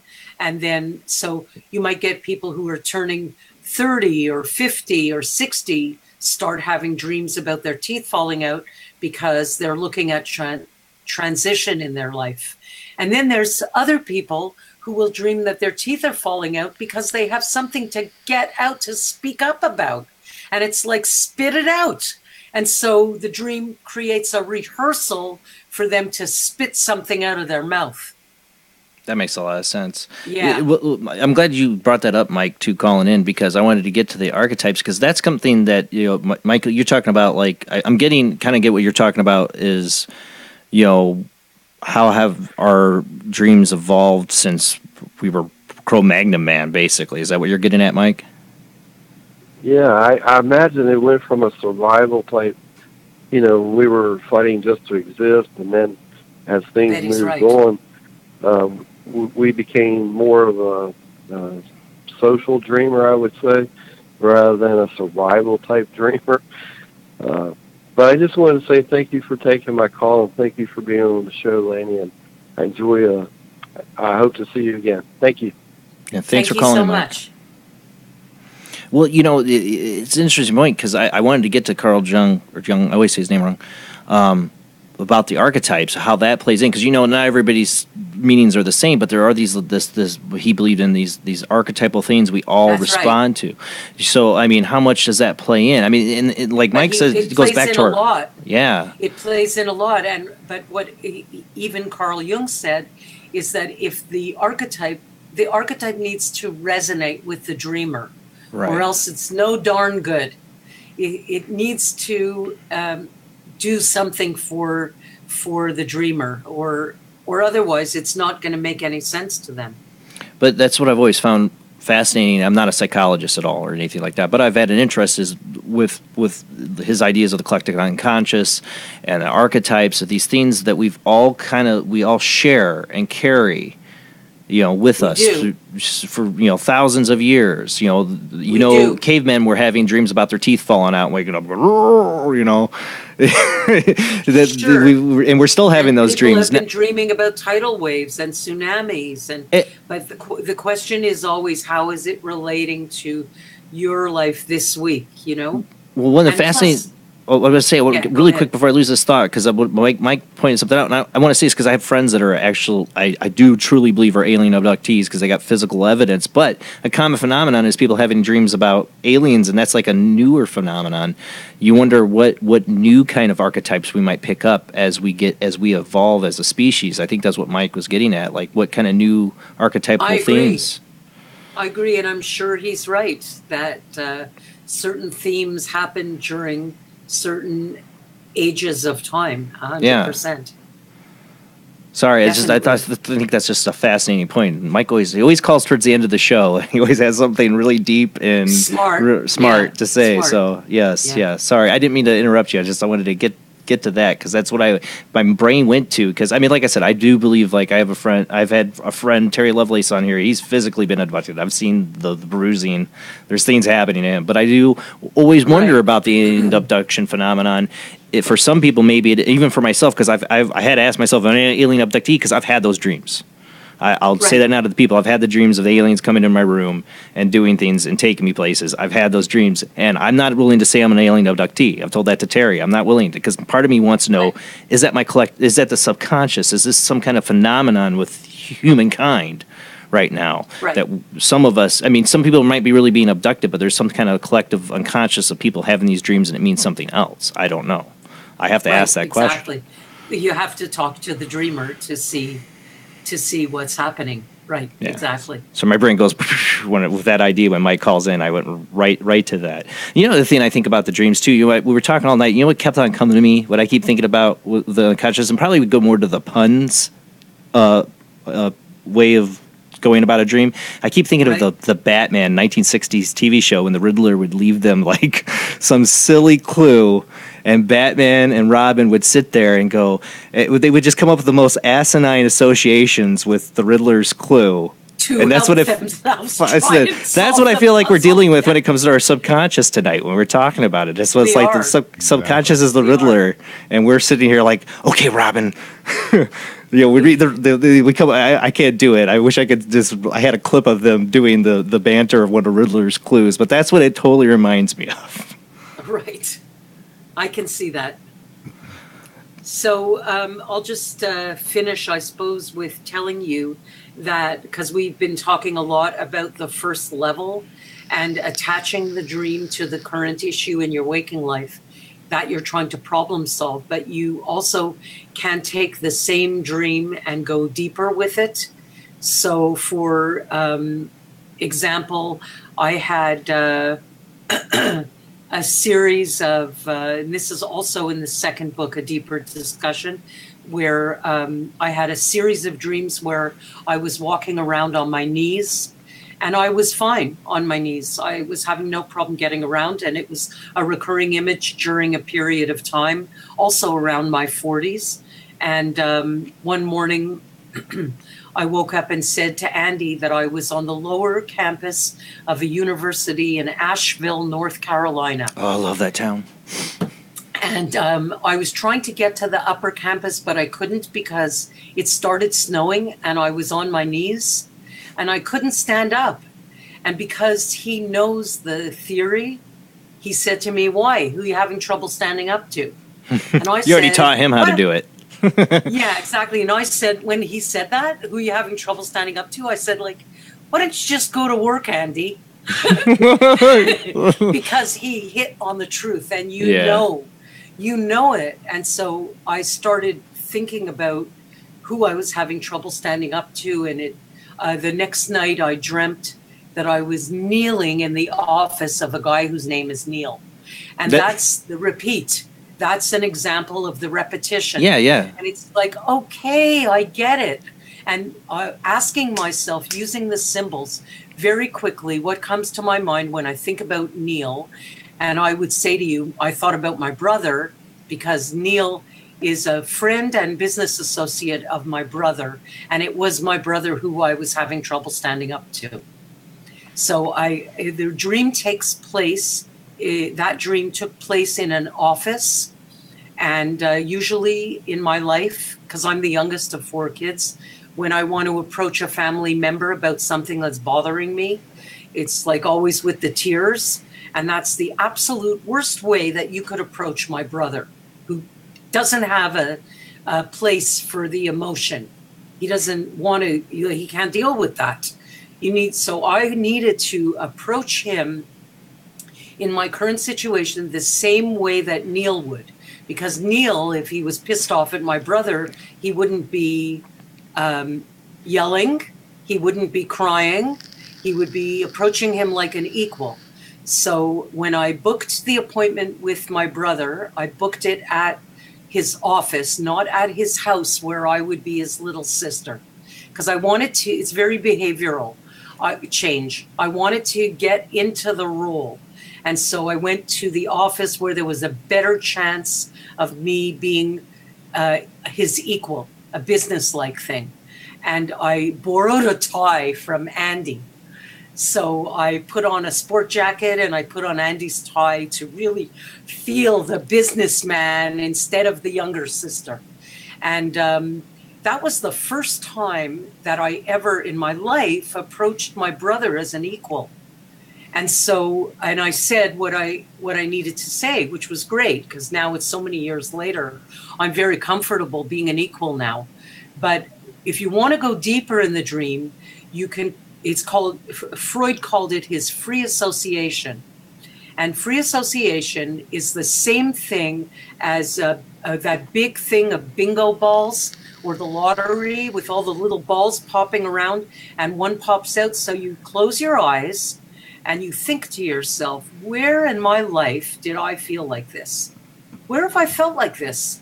And what came to me is my father. I used to be, of course, I was afraid to stand up to my father because that's where I sort of came from. You know, he was, right, like I said, so nice, but he was also like, I wouldn't open up my mouth to him or anything like that.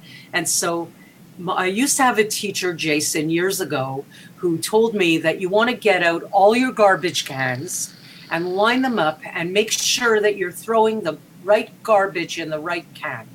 And when you do free association and you link yourself to where this comes from in your past, you're able to throw it in the right garbage can, because that was the day that I realized this stuff about being afraid to stand up, it belongs to my past and my father. It doesn't belong to my brother. He was always my equal.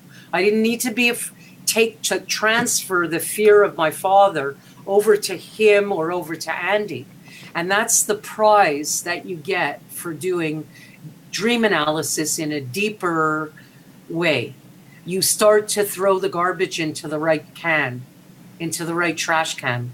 And so you become less afraid about behaving in certain ways with certain people when you've put everything in its right place. Oh, makes a lot of sense. I have to get this out before we run out of time. Real quick, help me get some insight of this one. This one. One of my, just like the ocean one, or the tidal wave coming at me, is I have these dreams, and this is later in life. I didn't have these ones as a kid. I think I had these ones in my, started in my 20s, where I'm driving around, but I start to have blurry vision, and I can't see, and I start to even lose control of my body, and I have this dream reoccur a lot, and this, just like the title we won, I hate it. I hate this dream when I have it, because it's like I as I start to pass out, I feel I know the car is going to crash. I'm going to crash. I'm going to crash, and then that's all I remember. And maybe it's another worry ward dream. Now I want to know. Yeah, that's exactly what I was going to say. It is exactly what that is. With the blurring Now eyes, not being able to see. recognize them. Right, but the different thing that you said about this dream, just to repeat your language back to you, is you said, I have blurry vision. I can't see where I'm going. And so I would say to you, if that was my dream, I would have a dream like that if I'm in a space in my life where I'm not really sure where I'm going. It's blurry. And actually, my life is a bit blurry right now, because I just launched this double book launch.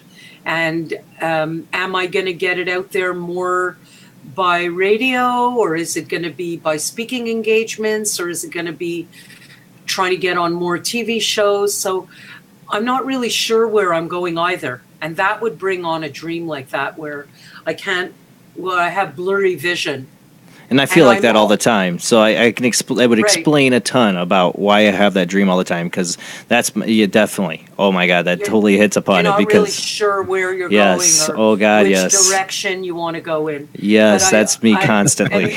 And the thing is too that you say you're.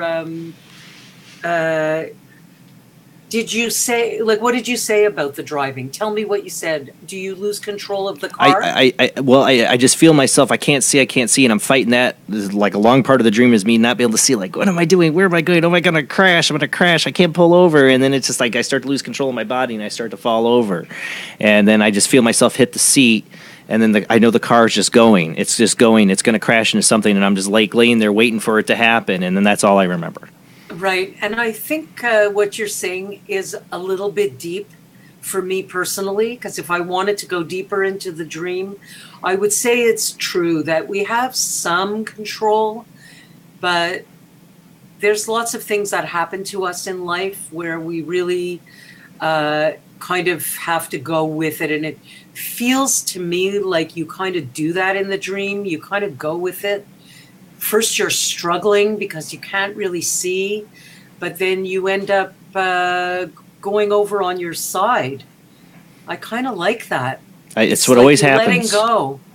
You're kind of like letting go. And I just wait, and I know the crash is going to happen. I beg your pardon? I said I'm just laying there knowing that any second now this car is going to crash into something, you know. But it doesn't. Yeah, like I said, I always wake up before it ever does. Yeah. It's just the anxiety of laying there. It's going to happen. I can't move. Oh, my God, I can't take control of the car. Yeah. That's why I hate driving. You want to know why I hate driving? Because I've had that dream ever since I started driving. I don't know that I don't necessarily see that as a negative dream, because we do have to do some letting go. And we can't be in control all the time. And maybe say a lot about it, too. A rehearsal. I wonder if it's a rehearsal about some kind of acceptance. Now that I know you a little bit, and you've shared a little bit about yourself, that's what makes me wonder. But I wouldn't know the answer. You would know the answer. Well, it makes a lot of sense. Dream like that, but it feels like, even though it doesn't feel good, you do let go. I do. You do give it up. You give it up. You lay down. You know there's a crash coming, but at least you're not fighting it. Makes a lot of sense. I always say I'm one of those people that just wait for the hammer to come down for something. When things are good, the hammer's coming. Something bad's going to happen. That's how I feel. I'm the worry wart constantly. Well, thank you so much. I want to give you the last minute here. Go ahead and give out your information to the audience, where they can find your 2 books, and if you want to give contact information. Okay. Well, all the right best place to go is haveagreatdream.com, because that's the place where you can click a link to buy the books, and it'll take you to Barnes & Noble or Amazon, or where I have all the links all set up there for you. So if you go to Have a Great Dream, the other thing is I've got a little over 1,000 people on the Dream Interpretation Center site on Facebook. which is different than my personal one. I'm talking about the business one, and I'm just would love to get that number up. And so if you go to haveagreatdream.com, you'll see the links to my YouTube, you'll see the links to Facebook and Twitter and everything else. Awesome. Thank you again, Layne, for coming on. I'd love to have you on again because I so much to talk about on this. And I know tonight I had a couple of people like contact me. They're like, oh, yeah, they didn't call in, guys. They're telling me, like, I had this dream. I'm like, well, you need to call in. Sometimes it gets late. But maybe next time we get you in, we get more people call in and get a little announcement. You gave me definitely some aha moments tonight, so thank you so much. I'm glad. And you can do a little free dream analysis course at haveagreatdream.com. You can sign up and get 5 emails over 5 days, and you get a little mini course on how to do it. That's awesome. Thank you so much. All right, guys, we will be back next Sunday, the 27th. Guess what? It will be another live ITC night. We're going to talk to the spirits. Spirit Box will be fired up, and you can call in and see if the spirits will talk to you. We did one last month. We had some great replies. Go check that out at our YouTube channel, Paranormal Soup, Jason Bland. Go there. You'll see we got these ITC clips from the last show. The spirits were talking. They were definitely saying some stuff to our callers. Call into the show. See if the spirits will talk to you guys. Don't forget to subscribe to our YouTube channel. Go to Midwest Paranormal Presents Paranormal Soup and follow our page there. Oh, and I forgot to mention, next Sunday's should have Josh Lewis, another ITC experimenter, on the show with us live, Spirit Boxing. So join us then. All right, guys. See you next week. Same bad time, same bad channel. Have a great night.